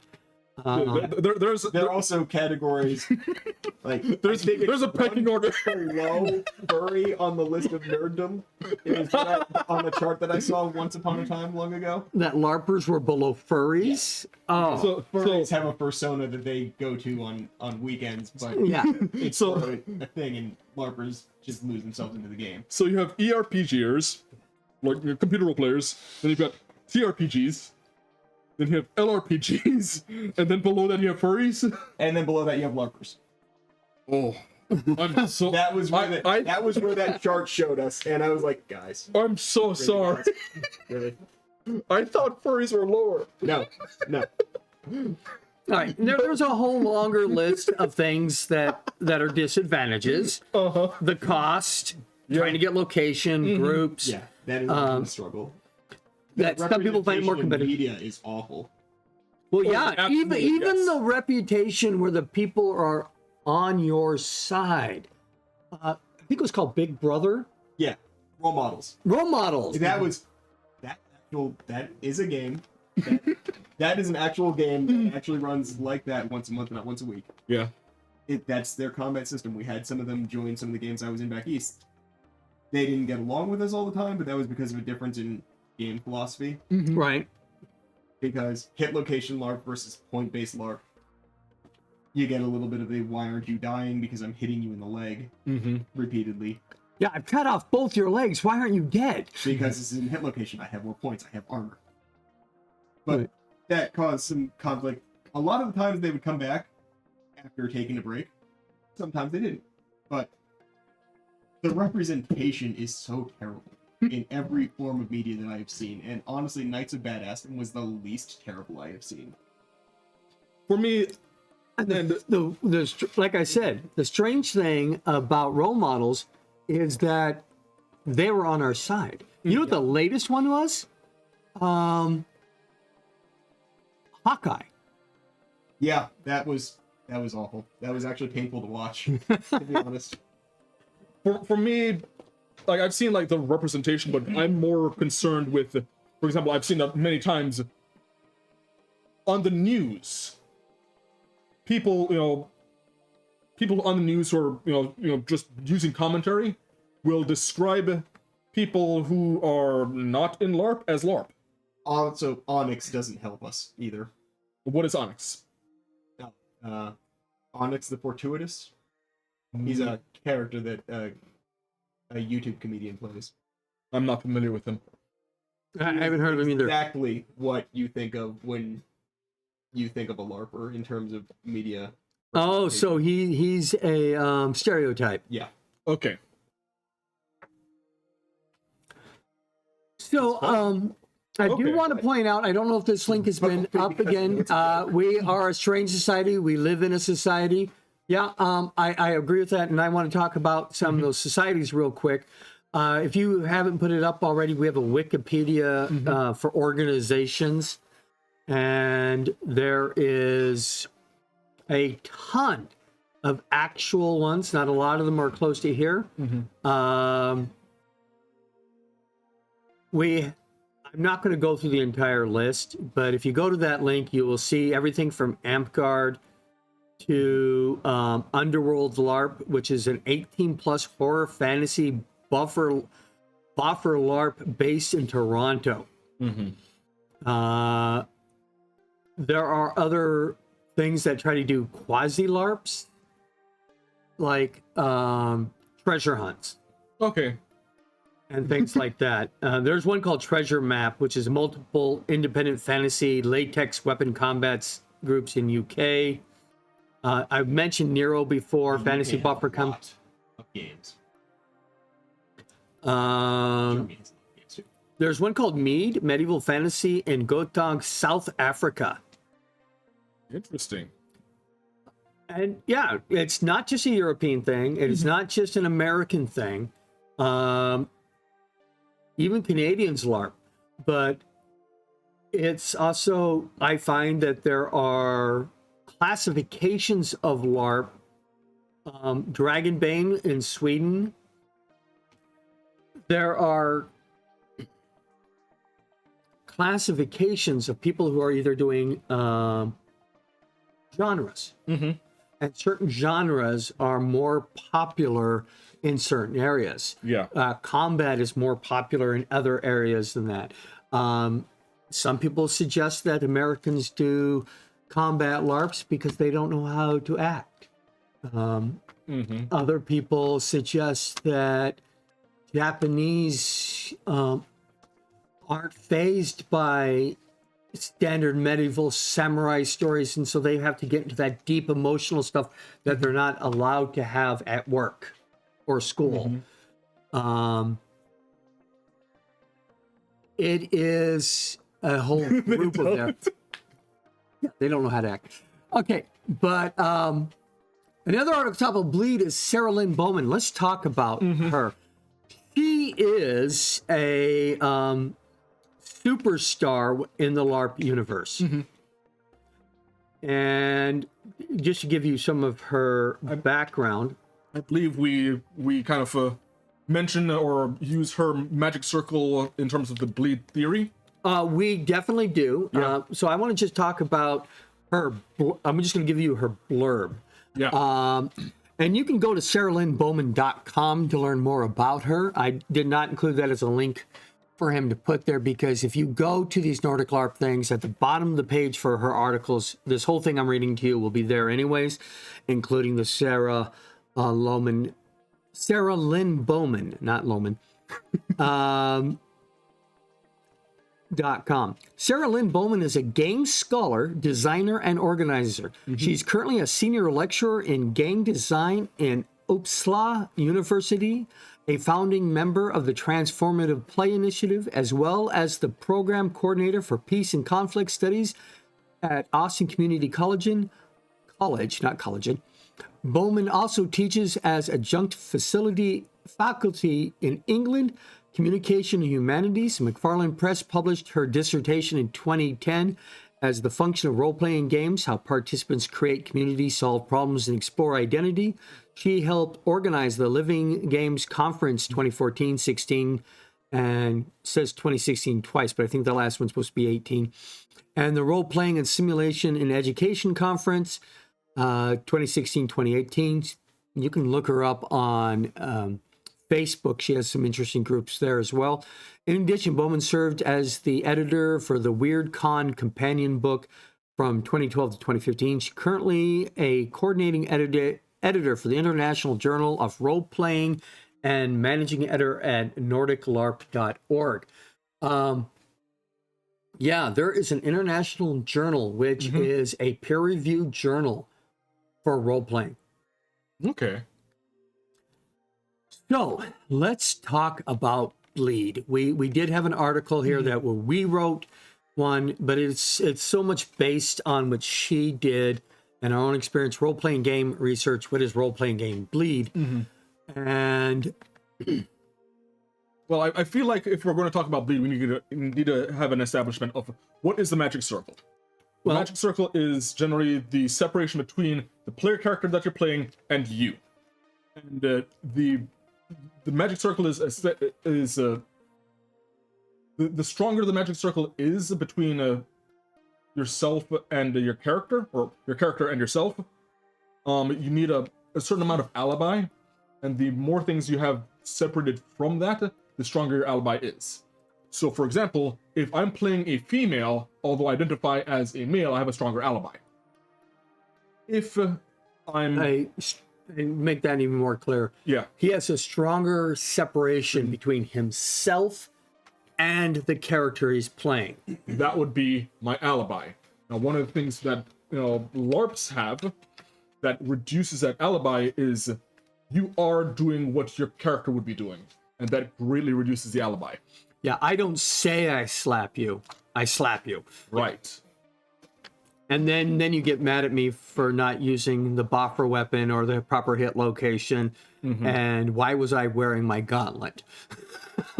Well, men in tights, because it's funny. Yeah. Yeah. Now, when it comes to bleed is the transfers of information and concepts in and out of the characters. Correct. So, there's positive and negative and good, intended and unintended bleed. I'll give some examples. If I'm having a bad day, real person, and I come into a game and the bad day that I've had influences my character, that's bleed in and negative. Correct. Right. It's negative because it is a negative response. Not to be mistaken with negative and positive reinforcement. Yeah. Negative reinforcement meaning you take something away, whether it's a good or bad experience from having that happen, or positive reinforcement, which means I give you something. In this case, the negative is considering that it is a bad form of bleed, as opposed to the positive form of bleed, which would have improved. You came in with an attitude that improved your character and your game. Right. Another example would be, let's say that I have anxiety with public speaking, and I play a character that is a bard that now has to public speak, and I learn things as my character that I then use in real life. That is bleed out, and that can be beneficial. And we found, as a part of RPG research, we can actually teach certain concepts that way. So the self, the primary identity, separated from the character, your alter ego, through the social contract and the magic circle. Yes. The deeper you are into character, the more immersion you have. Yeah. In a LARP, you're going to have a deeper level of immersion because of the physical contact, the physical experience of what you're doing, and the fact that you're actually doing as opposed to just talking about it. Which is why in some LARPs you can have entire groups of people crying in a puddle. Yes. Yes. It's awesome when it happens. Because that's... people being able to separate themselves from their character and still act in that way, in character, is amazing. But also afterwards having people sad about the events that happened in-game, because it was that much of a connection for them. But that happens in D&D too. Yeah. You're at a tabletop and you get like... My favorite NPC died! Your favorite NPC died and you all got together and had a funeral and everybody's crying listening to Manowar. Oh, well... It depends on how sadistic your GM is. I know that I've had to end certain sessions early because people need to decompress what just happened. I'm trying to see if there's something here that we did not cover. Ego bleed. Ego bleed occurs when the contents of the player's personalities spill into the character or vice versa. Yeah, that's one of my hardest parts of trying to prevent bleed when it would negatively affect my character. Yeah. Like, I am medically trained. Yeah. And I have I have a fairly high IQ, just below genius. And I want to play a dumb farmer. No excuses. No things. Let's just say uneducated farmer. And I'm trying when an emergency happens, a medical emergency happens, and my farmer is there. not to take over as the combat medic. Yeah. Default in those situations is to go straight into comedy. Right? Yeah. My character should not be doing this. What am I going to do? I can either get in everybody's way and ruin things, or I can be as hilarious as possible. One of the things that I've learned with that is, like, I know what needs to be done, but I also use what I know and, like, okay, this is the worst thing for me to do at this point. And do it. And that's what I do. Right. And I've actually, as the game master, had to remind people that this is, why aren't you using this tactics? This would be so much more effective with that monster. The monster has an IQ of 3. Mm-hmm. He is not, I know how to kill every one of you off in a heartbeat. Mm-hmm. My monsters aren't that smart, or some of them aren't. I'm not going to have my orc jellies use guerrilla tactics on you. No. Ochre jellies, not orc. I said what I said. That's what I was afraid. We grind a bunch of orcs into sentient jelly. They're orcs that are, piloting gelatinous cubes. Yeah. In one of the games that I played out there, one of the steampunk ones, we had I chose to not play a class. Only a profession, so I was a medic, and I had nothing else. We had a gunfight break out, and there was a pile of like 9 people on the ground, all bleeding out, and I had an ability that said, if I am touching them, it stops their bleeding. So I went, belly flop across the pile. Frog splash. And he just started, and each one of them, I was like, you, stabilize, you, stabilize, you, stabilize. And they were like, that's not how that's supposed to work. Are you telling me it doesn't? No? Well, then we're going with it. Bandage, you, first. You're over here. Let me plug your bullet holes with your own fingers while I'm dealing with this problem. Hold this right here. One of the guys, he's like, yeah, my character woke up after that with you putting my body parts back in and was like, yeah, I like this guy now. So Follow me around for the rest of the weekend. one of the benefits of positive bleed is it produces moments of catharsis. Yes. Where character emotions are synced in powerful moments of emotional expression. Most often these experiences manifest a great display of joy, love, anger, or grief. This is from Sarah Lynn Bowman's article. Don't credit me for anything I'm saying from this point on. Right. The perspective of the monster, not the person behind the screen. Mm-hmm. And however, not all bleed experiences are considered positive. Many players, for example, feel lasting aggression towards someone who acted antagonistic towards their character in game. I've had Amp-Guard games where I felt like one guy on the other's team was just picking on me. And that made me not like the player. And I feel like that is, this is where we start getting into the overlap between role-playing games and theater. I actually ended up watching a interview with, we mentioned Peter Dinklage earlier. Peter Dinklage on Hot Ones. And he mentioned that while he was on Game of Thrones, the person who was playing his father, they had a very antagonistic relationship in the show. But after filming ended, like between shots, the person playing his character would, his father, Dance. yes, would come over and reassure, like, are we still good? Because he was a compassionate person. He was appalled by what his character was doing in the show. Right. Yeah. And the amount of times that I've seen just actors who get lambasted because of what their characters were doing, like, no, there's a separation. Like what happened to Jackie Gleason. Yeah.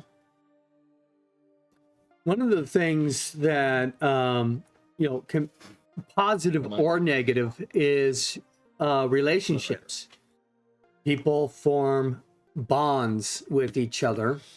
And when, some come out really good, you end up marrying the person, and you get married in character and out of character. And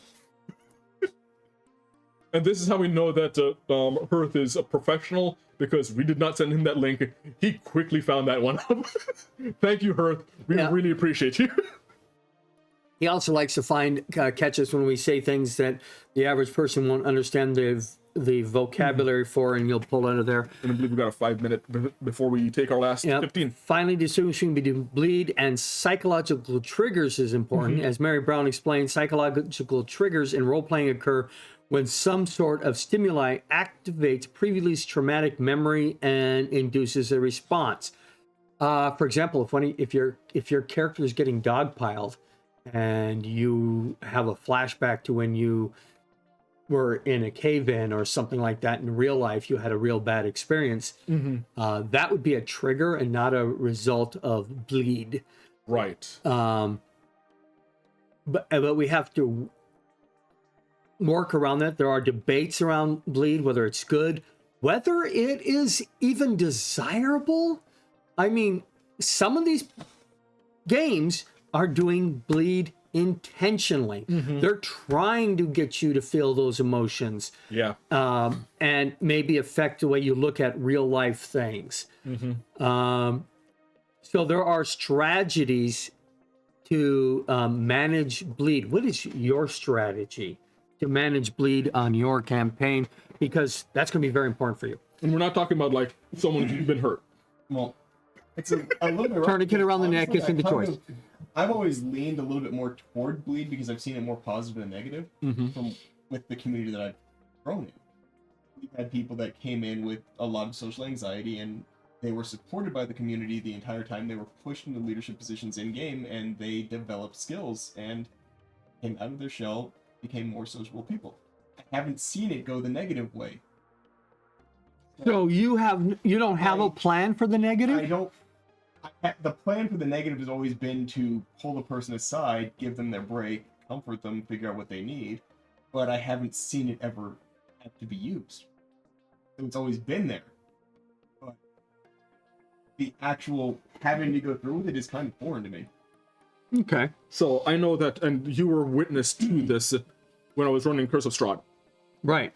I had when I was running a Curse of Strahd game and a community game, we had a interaction between me and another player where there was a possession by a child ghost, and the way I played it was it turned into a Mother May I possession, and that ended up being very, very triggering to the player, and this was not something that they were even aware of.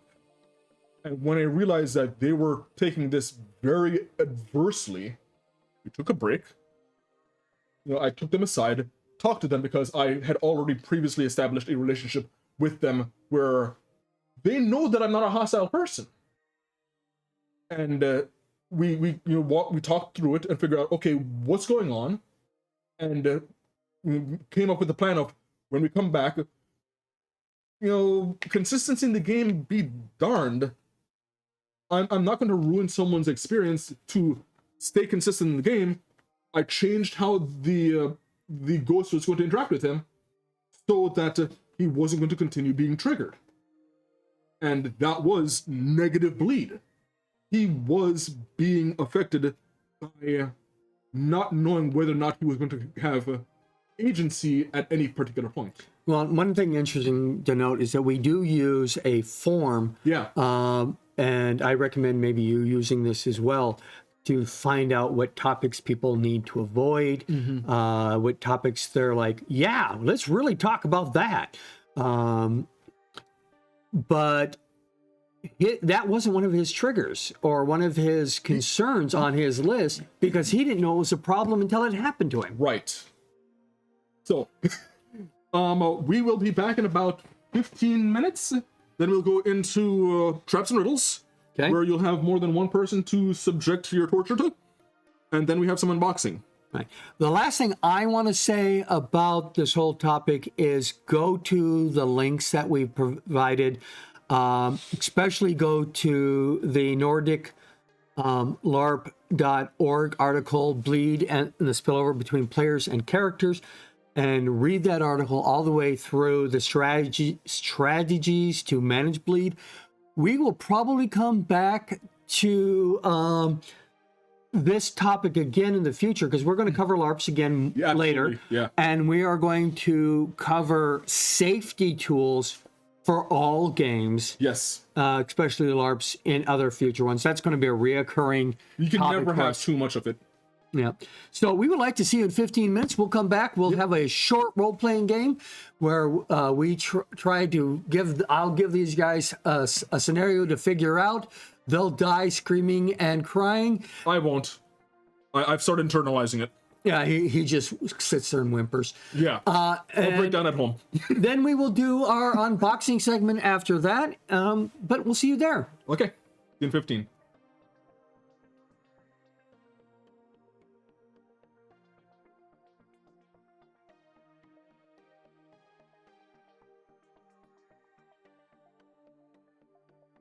And clear.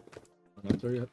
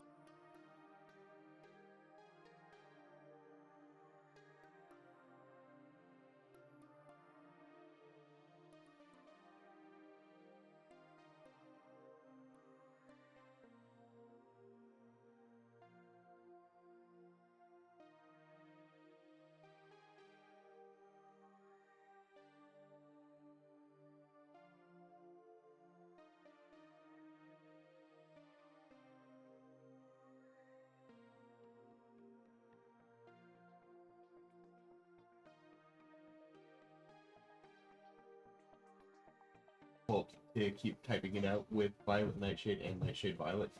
Howdy. Welcome back to RPG Research Talk Show. My name is Daniel Ivy, and this is... John Wilker, Vice President of RPG Research, 501c3 nonprofit organization. Go to rpgresearch.com/donate to help us continue with shows like this, our community programs with community centers, libraries, summer camps for disabled people, all kinds of good things that we do. And we don't run on good wishes, but we try. We also have in studio with us today... Matthew Kimmel, level 1 GM with RPG Research and creator of Sundered World LARP. So we are going to do Challenge of Champions. This is our Traps and Riddles section. Yes. Challenge of Champions 3. This means this is the third one. These showed up in Dungeon Magazine. And this, I believe, is written by the same person for the first three. The first three were also all second edition Advanced Dungeons and Dragons. Yeah. This was written by Jonathan M. Richards, the artwork by Fred Rawls, and the cartography by Diesel for all these things. There you guys can see the map of the area that you've been taken into. If you need up close, there's this. Thank you. And to make it even easier on you, I have a picture here. I don't know if you can show it to the screen or if we've got one to show everybody, but this is what it looks like in person. Now, this is Dungeon Magazine, May/June 2000. So 24 years ago. Issue number 80, volume 14, number 2. And this is illustration. Put it back. Put it back. This is scene 2. What's going on here? Give people a better look at that picture. Oh, okay. Yeah. Can you say shark bait? That is the literal title of the artwork. Also the nickname of that guy who woke up with his fingers stuck in his own bullet holes. Shark bait? Yeah. Was he a chum? No, that was just his nickname. Okay. One of my favorite cartoons / anime is Dragon Prince, and they have a pet glow toad whose name is Bait. All right. You will have 15 minutes to solve this, and you will have to do it only with the equipment that I tell you you have. This is a 30 by 60 room with a high ceiling. Walking through the door, you find yourself facing a T-shaped projection towering high above you. Another similar but shorter projection rears up the far end of the room. Twin ropes connect the ends of the T's like clotheslines. Each T rises out of the pool of water that stretches across nearly the entire room. You see a series of metal rungs running up the shaft of each T, forming a ladder of sorts. As you can see in that illustration, as you can see in the picture that you have there. Observe, says Mercurio, the wizard, the proctor of the second scenario, sweeping a hand into the dark at the dark waters. You spot several T-shaped forms swimming around in the water. Closer examination reveals them as hammerhead sharks. Your task this time is simple. Cross to the far side of the room. Should you choose to swim, you'll be eaten by the sharks. Touching either of the ropes is equally deadly. We have coated them with a fast-acting contact poison. It would seem your best bet is to use the carpet of flying we have positioned at the top of the post. Here he indicates the T-shaped structure before you. But you'll notice that there is, in fact, 2 carpets up there. The other one is a ring of smothering. I won't tell you which is which, but the command word for each is aloft. So, you say the wrong command word? Well, it'll be the right command word, the wrong rug. Oh, yeah, one final thing. Each rug will only hold a single passenger. There are 4 in your group. Therefore, the first one up will have the best shot at getting safely across. At the expense of the others, of course. Begin. So, Timer starts. we have to cross that thing using potentially the. Zipline. I'm thinking zipline. Yeah, I think we don't even worry about Two and two. So, describe to me how you do this. Okay, so we have all 4 people Stack go. ourselves up by weight. We have one person go up and grab the Grab one rug, Mhm. facing outward. Mhm. The next person, who is lightweight with them, yeah. go up. One in front, sit one in the back. Other side, and holding onto the corners on the opposite short end to short end. So opposite the short end of the other person, and zip line down and drop onto the far platform. So, to clarify, who's climbing up? We have. 2 lighter people. I'm going to say the rogue and the wizard first. Okay. Uh-huh. And they're going to do. Hold on. Human, half elf, human. So the 2 human males and then the half elf and human female. So I'm the I'm, most like in weight. so let's say that this is one of the rugs. Doesn't matter if it's the smothering or or rug of flying. We have one person who's holding here, and the other person that is holding here, and then they zip line down, and then they take the other rug and zip line down. So, 2 people per rug Yes. and zip line down. Yes. Okay. And when they get to the other side, they will release with their close hand only, holding on with their far hand, and grab the rungs, and then climb down. All right. Stop the timer. This Thank you, is by the way. the fastest it's ever done. This one is actually very tough if you overthink things, Uh-huh. which is what you told me Thank to do. you. Thank you. I've never done this scenario before, but I've done this puzzle. In a LARP, actually. I'm surprised you didn't do that in leadership training. Are you kidding? They just threw me on a pole and had me climb in a bell tower. Oh, you didn't have to do where you had to cross the thing with only 3 boards and they weren't the right lengths and all that kind of No, stuff? we did all of those. We just got all the really weird ones. Like, I had to climb a bell tower with a pole. I had to lash a rope, or lash a barrel to a plank with a rope and float across a opening. We had to turn one on its side to get around the irradiated pylons. I ended up doing like 9 of them. I forget which ones I had exactly out of the 12. Yeah, the only difference between your solution and the official solution Uh-huh. is that they ring them around like towels to make them so you hang on to them like this instead of like this. If one of us is going down, we're both going down. Either way. I mean, whether you're hanging on like this or hanging on like this, if one of you goes, the other one goes. No, because you wrap it up like it's a towel, then one person holds here and the other person holds behind them. If you let go, the other person's still holding on. Or what it could have done is one person holds on and the other person just holds onto the legs. Yeah, that too. Yeah. But that works. That was the fastest solution we've ever had. Uh-huh. We've had some where you almost figured it out but ran out of time. I was playing on a zipline yesterday that they had set up with the house set up. Okay, so So it was fresh in your memory. Okay. Zipline maps I crashed into a tree. It was fine.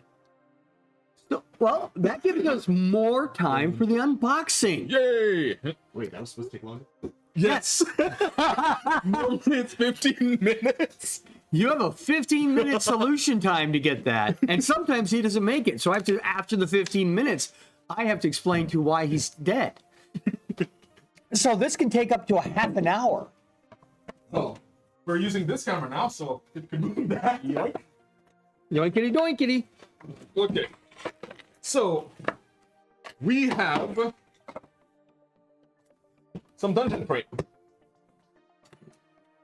Now, Dungeon Crate, which we get from dungeoncrate.com, I have an annual subscription. I know we opened one of these not too long ago, but that one was delayed in opening, and this one just got here. And because it's almost Halloween, it's very appropriate to open this one because it is going to be a Halloween-themed box. Yes. I do want to mention, and I will tell more of this story around Christmas because it is Christmas associated. I will probably never stop buying these boxes, even if they become a sponsor, because of the customer service that they have shown us from the very beginning. We started with the first box, had a death in the family, and the response I got from the Dungeon Crate family and one of the makers of one of the things that were inside of there was extremely important to our family. Okay. Yeah, and when we get to Christmas, I will probably tell that because it is a Christmas story, but it is also a sad story simultaneously. Okay. Anyways, let's open this up and see what we have here. Well, we have our tokens. Now, the tokens are used, we cut those out, and they're like the old UPC codes or box tops, and you have to literally fill out a form, mail them in, and you get things back. Yes. I have gotten statues out of them, miniatures, and all kinds of neat stuff. Now, first thing, as always, is we have the cat toys. Yes, my cats keep all the paper. Ooh, we have a bag. It's a bag of not so much holding because it's tiny. It does have something in there. Okay, it's a nice red velvet filling or anything. Bring that closer to the... Nice blue and gold D20. Yep. Yeah. There we go. All right, that's nice. Nice contrast on that. Good for readability. Now, we have no way. These are blind boxes. Yes. So Well, they don't have eyes. They can't see. that's the mimic. And if you turn over here, you'll see where you're a liar. That's an eye. You can't see now.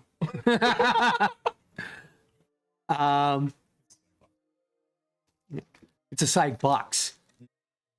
We have blood stains, I think. They call them splatters. Splatters. I have others of these, but the idea is you kill a character or you kill a monster, and so you remember where you left the bodies, but you get the bad guys out of the way. You just leave a blood splatter wherever they were. That's cool. So I got plenty of these. I can do a whole army of dead people. These.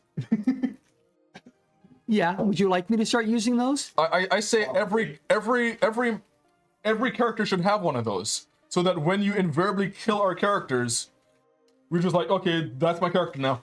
Okay, I have the ones I have are a different shade of red and they're more clearer. So Oh, can you hold it up to the camera? The splatters. If we're gonna continue with harvesting, we should use right. my arm focus on the blood flow.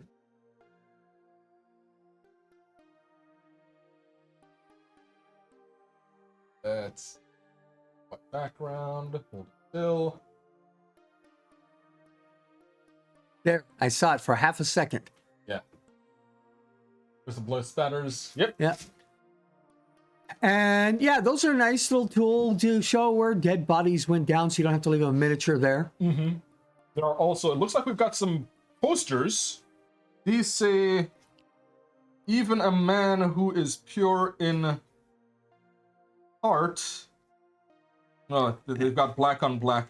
And says his And prayers. says his prayers by night may become a wolf when the wolfsbane blooms and the autumn moon is bright. Do you know why I knew what the next words were? No, because I recognized the quote. Does anybody know what this is from? I don't. They're all the same. Where is it from? Lon Chaney's The Wolf Man. Ah. And that is what the Wolf Man looked like. Mm-hmm. So that is, one of the original werewolf movies. Oh, yeah. If not, is there one before it? I'd have to look. But you got to remember, huh? What year was that one? Oh, goodness. Okay. I didn't realize there'd be a quiz. Well, I recall getting myself a box set of early films, the black and white versions for the drive-thru, and 1941. the earliest one I have in there is a 1934. So Wolfman was 1941. Mm-hmm. So what's the next object here? I'm looking up more I've information. been a fan of using physical tokens for inspiration because that way it is easier to remember. I have nice metal ones for my home games, and I have plastic ones for my community games. You remember the ones my wife made? The little crystals? Yep. And I'm been thinking of getting back to those because... I think mine is in my dice bag that went missing. Oh, well that is terrible. So we have an inspiration token for werewolves, and on the back is the moon. There you go, 1913. Yeah. Thank you, Hearth. Werewolf was 1913? Well, Lon Chaney's was 1941. I'm not sure if the quote was that. Yeah. So there's an inspiration token. There is a moon. I'm guessing this is going to be werewolf themed. Seems so. We have 1925, Wolf Blood was the first werewolf movie. 1925. The werewolf in 1913. Yeah. Oh, well, no, I guess, yeah, 13 is still before 25. Yeah. Maybe these aren't in the right orders. Mm-hmm. Maybe. I mean, that I just went to a list here. It says all classic werewolf movies. that might not technically count as a werewolf by your list, given the description. Mm-hmm. And we have Oh, yeah. Yeah. Skinwalkers, werewolves, wolfwares, so we have lycanthrope. honestly, I find this one is really, really cute. It's a big-headed looks like a werewolf of some sort. Yeah, I have a Nosferatu of that style. Bone Sylvania? Mm-hmm. I think that's just adorable. It's like a chibi werewolf.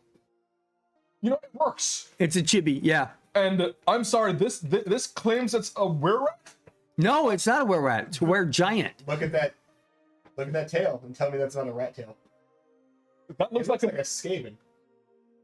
that looks entirely too bulky for. Maybe that's a. I guess it is a were-rat. Giant were-rat. Look at those teeth. You know, it may be a New York were-rat. It's just a rat ogre. It's a Skaven rat ogre. That's what. Yeah. This goes on somebody's Blood Bowl team. That's Old ouch. Sylvanian's Law. We also have a sticker. I'm not sure I like that one. We collect stickers. My wife has a book just for stickers. R2D2, which is my little traveling case for carrying all my D&D stuff.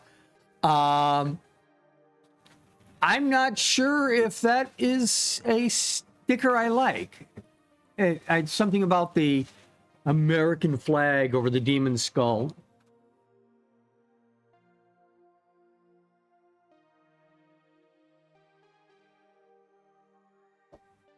I'm not sure if it really fits the werewolf theme that they've got so far. I mean, it's got the fangs.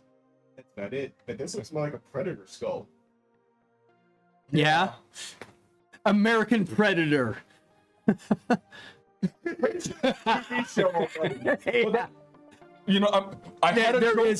I had a joke. I'm gonna keep it in my mouth because it's not appropriate for this show right now. We have some monster cards that are going to be going with the module in here. We have Skitter. That's not Skitter. No. That says Skitter on the back. Skitter is this one. Oh, You got the the honeydew. honeyed ooze. Honeyed ooze. It's like an ochre jelly, but it's honey. This is Skitter. That's Skitter. That doesn't look like something that was Skitter. That looks Oh, I remember the movie that was, I think it was that called from, Skitters. No, it was Critters. Critters. They formed a giant ball and they ate the faceless aliens. Yes. Okay, then this is a the name scrubbed off, or at least adding an S to Critters, because yeah, that does look like a critter. We've got a Shady Shack. There's the map. That's familiar. So this is a an encounter. Uh-huh. It's Level a 2. 1-card encounter. Uh-huh. They tell you how the difficulty is. It's considered medium. You're supposed to get 435 experience points for accomplishing this. Gives you a little scenario. Tell he's reading the back. Yeah, I'm cheating. Yeah. It's a one-shot, or just something to throw into an ongoing story. It's just a quick encounter. There you go. We have Underground Springs, which was, I guess, another one. Yep. Easy to draw maps. Nice thing. If you use the digital code, I'll just flash right here to show you that there is a digital code. You don't need to see the actual writing. Then you can print these out your own sizes and stuff. There's the back of that. There we go. And Nightcap, a level 4 random room. Is this for red caps? Nightcap. No, I was like, is there monsters or is it mushrooms? Is this an alcoholic? Minions and a boss. For myconid adults. Oh, so they're mushrooms. Yeah. I wonder if they're sleeping. Or drunk. Or trying to sleep, and you came in and disturbed them. And then we have, let's see. Ooh. Last. Cult Classics. 3. Cult Classics 3. So for the last 3 years, she's been putting out these cult classic modules, and they are based on movies. Okay. So 3 to 5. 3 to 5. Cult Classics 3, Running the Adventure. Hors d'oeuvres. Hors d'oeuvres. hors d'oeuvres. It's a pun. It's a horrible pun. That does not roll off the tongue. And this has the skitters in it. Oh, yeah, that definitely looks like. Yeah, I've seen this movie. And we've got some masks. That's all of nope. I see a honey bear. They look like wonderful masks. Is this Winnie the Pooh, the horror? The rated R, we need to. American serial killer. Yeah. You know, they've already started making the Mickey Mouse horror. Steamboat Willie the horror. And then we've got, I guess, the bestiary with the skitters. I mean, honey ooze. I bet they're both on there. Oh yeah. And the last page, I'm kind of looking forward to this other one, though. There we go. More bestiary, and then we've got Lords of Adventure War Games advertisement. Oh, wait a minute. Yeah? Do I see Dandy Man? Or Candyman? Yeah, Yep. Dandyman. I guess that's the boss. Now I'm scared. They just don't say his name 3 times. But the Dandy Man was a fun villain. Thing abridged. No. The Dandyman? Yeah. Well, Helsing Ultimate, he was the Brazilian vampire. What was his name again? Tobler Kane Alhambra the. Darn, I wasn't. What did you say the 3rd time? He's trying to trick you into getting killed. Okay, we have Howling Moon Shadow, designed to use with Shadow Dark RPG. Now, I have never played Shadow Dark. It's a newer RPG. So I guess I'll have to look that up and see what what it is. Designed for level 5. And looks like we've got a moonlit shrine on the back. Shadow Dark, 1 or 2 words? 1 word. Shadow Dark, Shadow like Dark one word, RPG, yeah. got it. Beep. All right. Product of the year 2024, Arcane Library. Won the Ennies, gold in the Ennies. It's it's a $60 book. You can go to the arcanelibrary.com/pages/Shadow Dark. And they have solo rules and cursed scroll. No, I don't know if the cursed scroll has anything to do it, but they do have a Shadow Dark GM screen. And it looks like, based off of just some of the things that I'm seeing here, slaughtered ram, fleeing the village, forest ambush, this is going to be very much a horror-themed adventure. It's like a movie I saw recently. Recently, I mean like 4 years ago, but still. It's I forget what it was called. It was like the Child of Loki or something. There is also It's Lycan's on- Shrine. It's on back order. All orders placed after October 22nd are expected to ship in late February. Oh wow, wow. You'll get the PDF though. It was a Kickstarter which raised 1.3 million. Nice. Congratulations. And let me show you the artwork of. I don't know if you can get that on camera. I don't think they're gonna be able to see that well. Let's get the chank up here. Gonna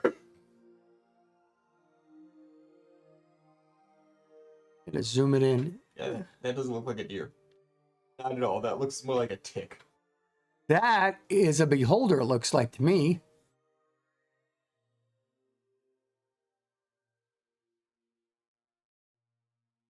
So I don't know if it's a Dungeons and Dragons ripoff or if it's I don't know what kind of rule set it is. I'll have to look that up and get some reviews. Maybe we'll get a copy. Remember, we take donations at rpgresearch.com /donate. You can also send us products like this, especially if you want us to review your product on our show. So I see Hearth is threatening to that he says that we kill him. I suspect that our life is now in danger because of the amount of jank that we bring into the show. He tried so hard to be professional. And here we are showing video monitors on video monitors. We're professional. Yeah. Well, wait a minute. We don't get paid. So does that make us lose our professional status? Only by technicality. Well, it's also the difference between professional because I got paid or professional because of my quality. Yeah. What even was that? We As long as it's not military grade, we're fine. Yeah. And then we have a bestiary with a treasury. So what's those rule sets look like? Let's see here. Looks like we've got AC and HP and attack. So it looks like it's some type of derivative of Dungeons and Dragons. Yeah, it seems old school gaming is the thing. System somehow. I suspect so, yeah. Shadow Dark is what an old school fantasy adventure game would look like after being redesigned with 50 years of innovation. Shadow Dark RPG is fast, familiar, intuitive, and deadly. It's built for sword and sorcery adventures where fell monsters slither in darkness and ancient gems glint upon forgotten thrones waiting to be discovered. The Shadow Dark RPG real time comes into play. A torch only holds back the luminous darkness for 1 hour of actual game time. There isn't a moment to spare when your only light source is guttering low. Get ready for old school gaming in a whole new light. There are quick start guides and everything ready to play. There's the Curse Scroll design, which is for the Shadow Dark rule book. All kinds of neat stuff. And hopefully we got plenty of time for the next box, which was... That one right over there. Yeah. I want to make sure that we don't actually put the bits on the screen. What up? I'll just do it young. So last week we were discussing about Kickstarters. Yeah. And how I was going to go in on the Myconid one. Yes. And the one that I already had was the Herbalist. So this is the second one. The Geologist. The Geologist. And I don't know what the fourth one is going to be, but this is all considered under their Nature's product. Double Proficiency has the Natural World role-playing game supplements. And There's a decent amount of stuff here. I won't get as much in the Myconid is because I don't have the money to spend like I did before. So this one is for geology. Yes. We've got a bedrock lullaby. Bedrock Lullaby, that's a module where the theme is doing something geologically speaking. Gathering gems, talking to an intelligent rock or something. Uh-huh. The idea of these books, these natural world books, is they take real world science Yeah. and they combine it with real world magic systems. People who believe that this kind of stone gives that kind of protection, or that this herb marked with that herb will make that kind of potion, that kind of stuff. So You said that this is the adventure? I think Bedrock Lullaby is the adventure. Read the back of it. It says here, a system-agnostic fairy tale adventure for characters of any level. Gifted with a sentient geode, via which you receive a rare opportunity to travel the elemental realms in search of meaning, understanding, and shenanigans. Date a rock, herd dust mites, and find your true color in this emotional journey into the core of an earth elemental. Oh. So that's just the adventure based on this thing here. Every book gets its own little adventure. I want to come back to that because we've got a couple of other books here. We have the Geologist's Notebook.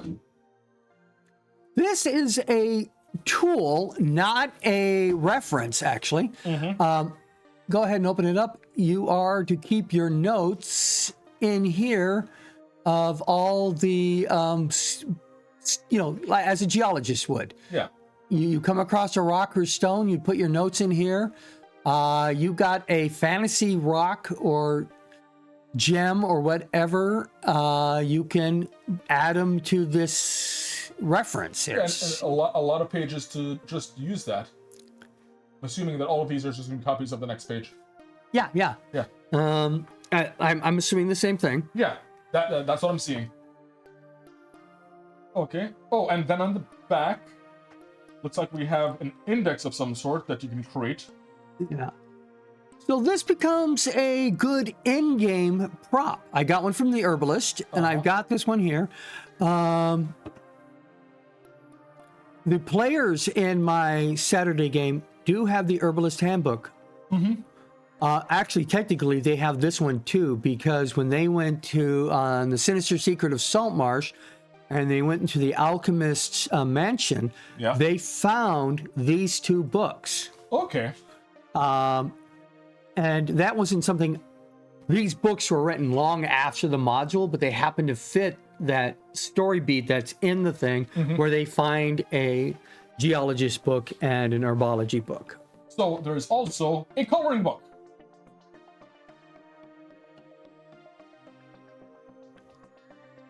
Diamond, Electrum, the least used Coinage.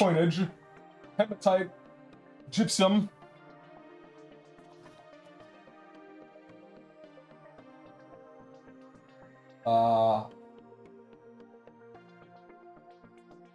Nickel, obsidian, and for those who want to do obsidian, remember it is reflective. It's not just going to be straight black. And there's, of course, nice notes there. Read one of the notes on the bottom, like the one on the... Pretty genuine to what I used to do with my obsidian toolkits. Obsidian. Well, this is real world stuff. An actual geologist helped write this. Yeah, I'm commenting on it. Usually black volcanic glass Used to put together. with sharp cutting edges. It grants gift of prophecy, grounds energy and emotions, empowers curses, and protects from nightmares. So maybe something, find yourself an obsidian. Show him the notebook. Yeah, Maybe something that would work well against the night hag. Yes. This is really great if you're running a game where material components for the spellcasters matter. Or if you're running like a survivalist game. I noticed that there's mapping on the back. Oh, I didn't even see that. Perfect. I'm only at the back end of the book with individual.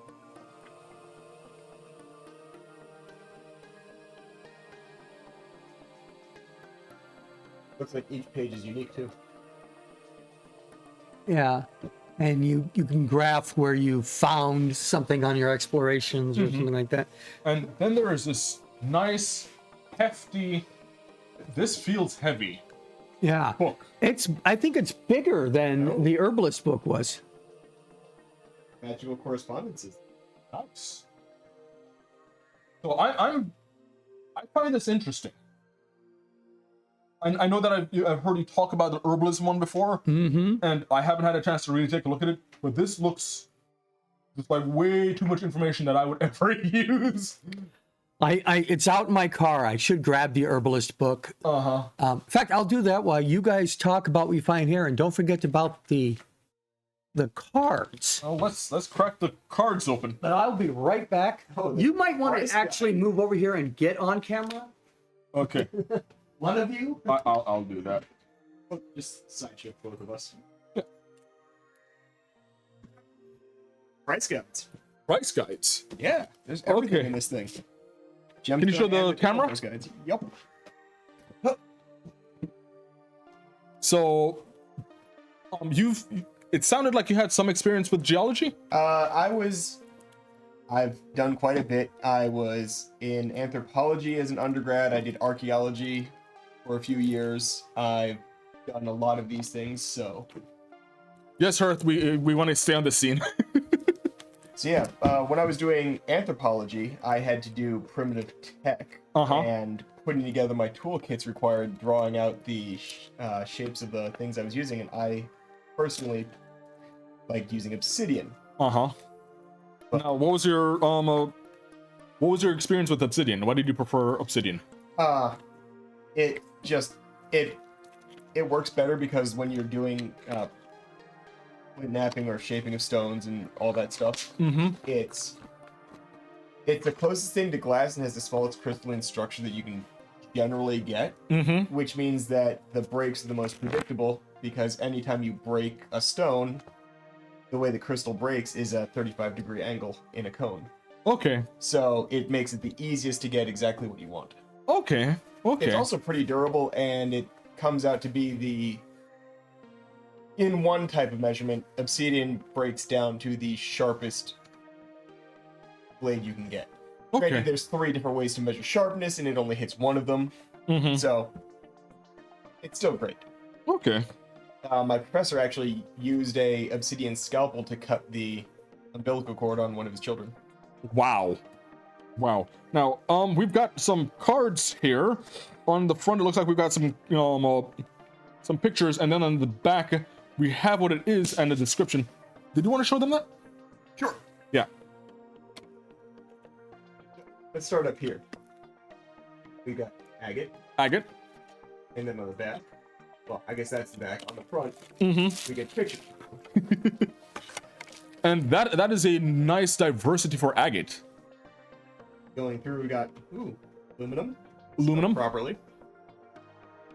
Depends on, and the pronunciation, it depends on where in the world you are. I forget the full story, but there was actually a really hilarious reason that they added the aluminium. Aluminum. Because of British. Well, it was specifically for some reason that actually ended up being really funny. It was to differentiate it from how we pronounced it, because they wanted to use it for a certain thing. I don't remember the full story though. Okay. It's been a couple years since I read it. See, I'm just used to it being pronounced, well, because I've been in America for so long, but in Jamaica, they tend to pronounce it, emeralds. The British way, because Jamaica grew up on the British system in terms of education. Under the rule of the empire? Yes, under the rule of the empire. That no longer exists. Planet. We didn't take out all of the British Empire. No, we just caused the cascading collapse. Yes. So as you see, I ran out to my car real quick, And I got the original books, the Herbalist Primer. I don't have the cards and the coloring book with me. Ice. I forgot ice counts as a rock. Yeah. So, yeah. Oh, you're having flashbacks to classes, are you? Yes, I am. So, Apparently I haven't been out of school long enough. so this is solid hydrogen dioxide in a crystalline form. A block of an iceberg. A, B, ice cube. C, snowflake and individual ice crystal. Let's see, what else have we got on here? Category, mineraloid. Primary component, water. Formula, H2O. Crystalline system, hexagonal. Formations, freezing above and underground. Color, transparent to bluish. Hardness, 1.5 to 6.0. Now, I believe when it came to the flake that there are individual shapes and no single one is the same. That could be. I think that might be a rumor. That's a rumor. Okay. Like fingerprints. Apparently. There are duplicates, but they're so rare. So rare. Yeah. Wasn't it something like the way that our genetics are set up where there can only be like 1.2 million fingerprints? Except that And there's 8 billion people. and they've actually found where one person, they're using fingerprints, and they found a match for the fingerprints, but Dead person. no, he had a very strong alibi because he was in a completely different part of the world. So they actually found duplicate fingerprints across at least 2 people. So, what do you think of the geologist I book? want it. You can't have it. I need to get myself one of these because I put some of these mechanics, like the mythical stuff, into my game for copper, gold, and silver, and all that stuff. Give me just Because the reason that silver affects werewolves and vampires is based in our lore, Of purity. and because they have antimicrobial properties, which is where that purity thing comes from. Ah, But this would give me even more stuff to add in there because I actually have stuff in there like auric alchemy is one of the elements in my game. It's a legitimate bronze alloy, yeah. but I'm going with it's high fantasy. Fantasy. Well, this is all still available. Hunter Games, I believe you can buy them from, and just look them up. Is there a link to this that I can click on later? Yeah, there should be a link shown up on the thing there, but I have I've got links I can share with you later. Now let's take a quick look at the herbalist one here because we got a few more So minutes. we've got a notebook. Should be very similar to the geologist notebook we're just looking at. Okay, I'm gonna pop that open, look at a couple pages. Yeah. Now this was the first book, and yeah, Her says I've posted them many times. Which one do you want? He wants the geology. And as you can see, it's this exact same system, for the notes and things. There is a module called Seeds of Adventure or something like that. There's the primer, there's the cards, there's the coloring book. There's even a poster. Did I get a poster for this one? I don't think so. I didn't see a poster. Yeah. And you've got tracking. Where you put things, making your own drawings. Yes. Thank you, Hearth. And magical correspondences for the herbs. Yep. Again, you want to have that information handy for you. What did you find? So in the geological one, there is the hat of mental protection. Under the aluminium. It's a tinfoil hat. No, it's an aluminum hat. Aluminum. I can use tin. I'm gonna go find tin in a minute. Alright. So, As you can see, you can tell why people would want these in your game if you want to get a little more into the... Well, now I have to go look that. Part of the loss for Tin. Yep. It's Tin Man. Someone said The Tin Man's heart is in there.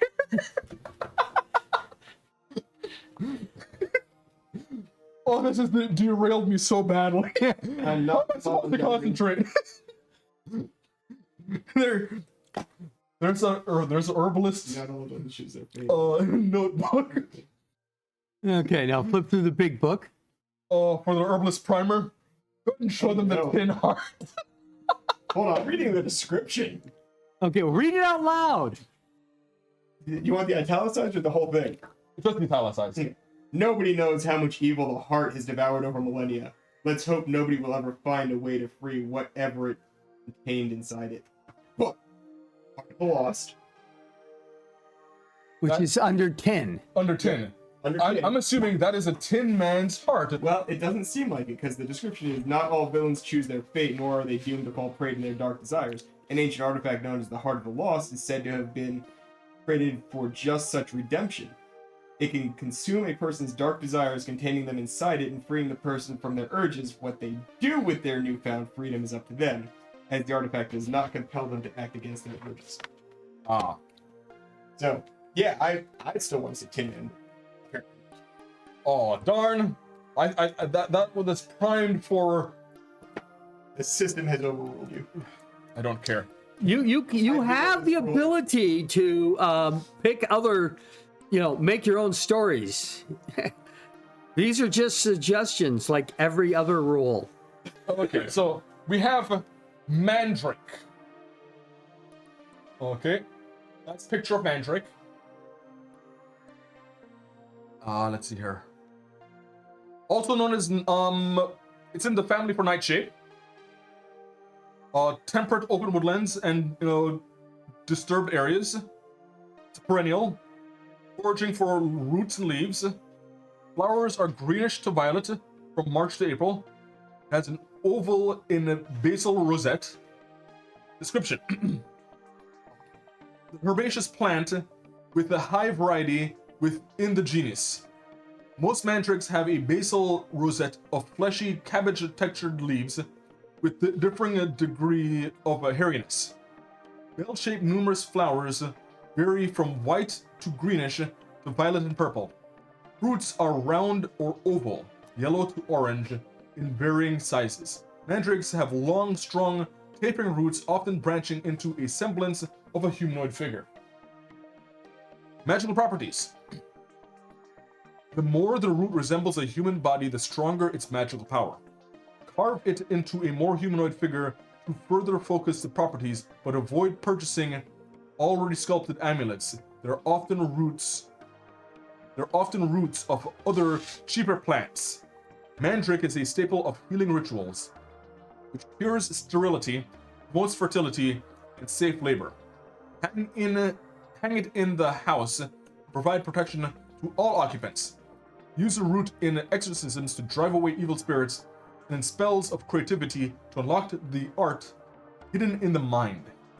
Burned or taken internally in minute doses, it brings visions, clairvoyance, and strengthens psychic skills.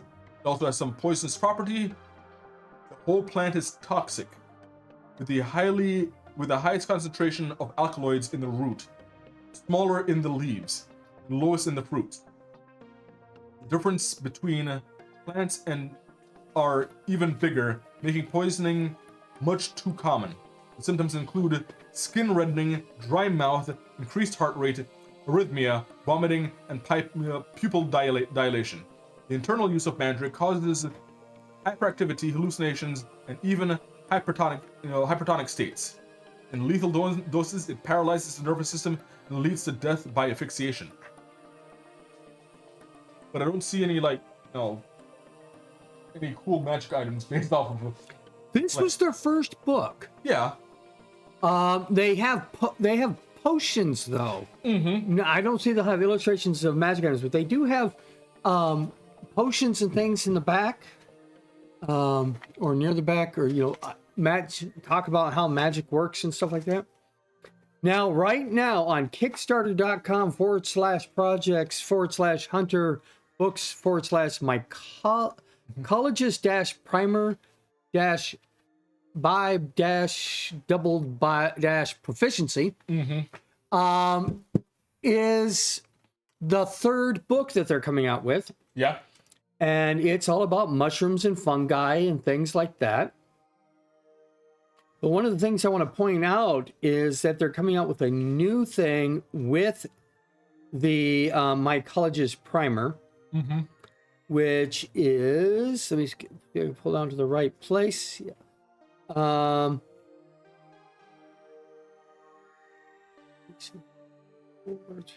Here's Master Limited Deluxe Edition Tiers. Okay. New app.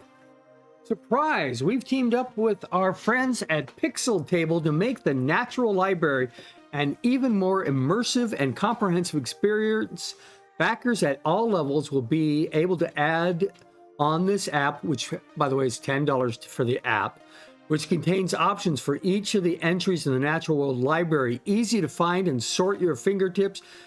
If you pledge at the deluxe level, you'll be getting access to the mycologist primer module included. The herbalist primer and geologist primers are available as well to complete your digital collection.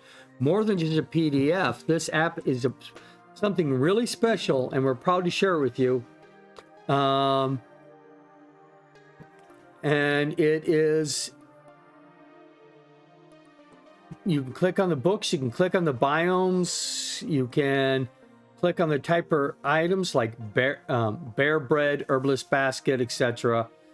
And then there's going to be stretch goals and stuff like that. I apparently have not put my money in for the herbalist. They're draining you dry this year. Oh, God, are they? 17 days to go on this one. They've only made $366,205 out of their $10,000 goal, so they're hitting some of their stretch goals. Nice. And I, of course, am addicted to this. I have to ask my wonderful and forgiving wife how much I'm allowed to put in on this. I'm not getting between you and her. No, but nobody's that dumb. No. At the very lowest one that I can make with and still feel like a person is the Journeyman physical tier at $50. And then all the add-ons. I don't know. Because obviously I'm not going to be able to get... What do you think? If you had to narrow this down to just the hardcovers and the notebook? The hardcovers have everything in it except for the notebook section. The notebook is awesome on its own, but I would go with just the hardcover if I had to pick one. Yeah. Okay.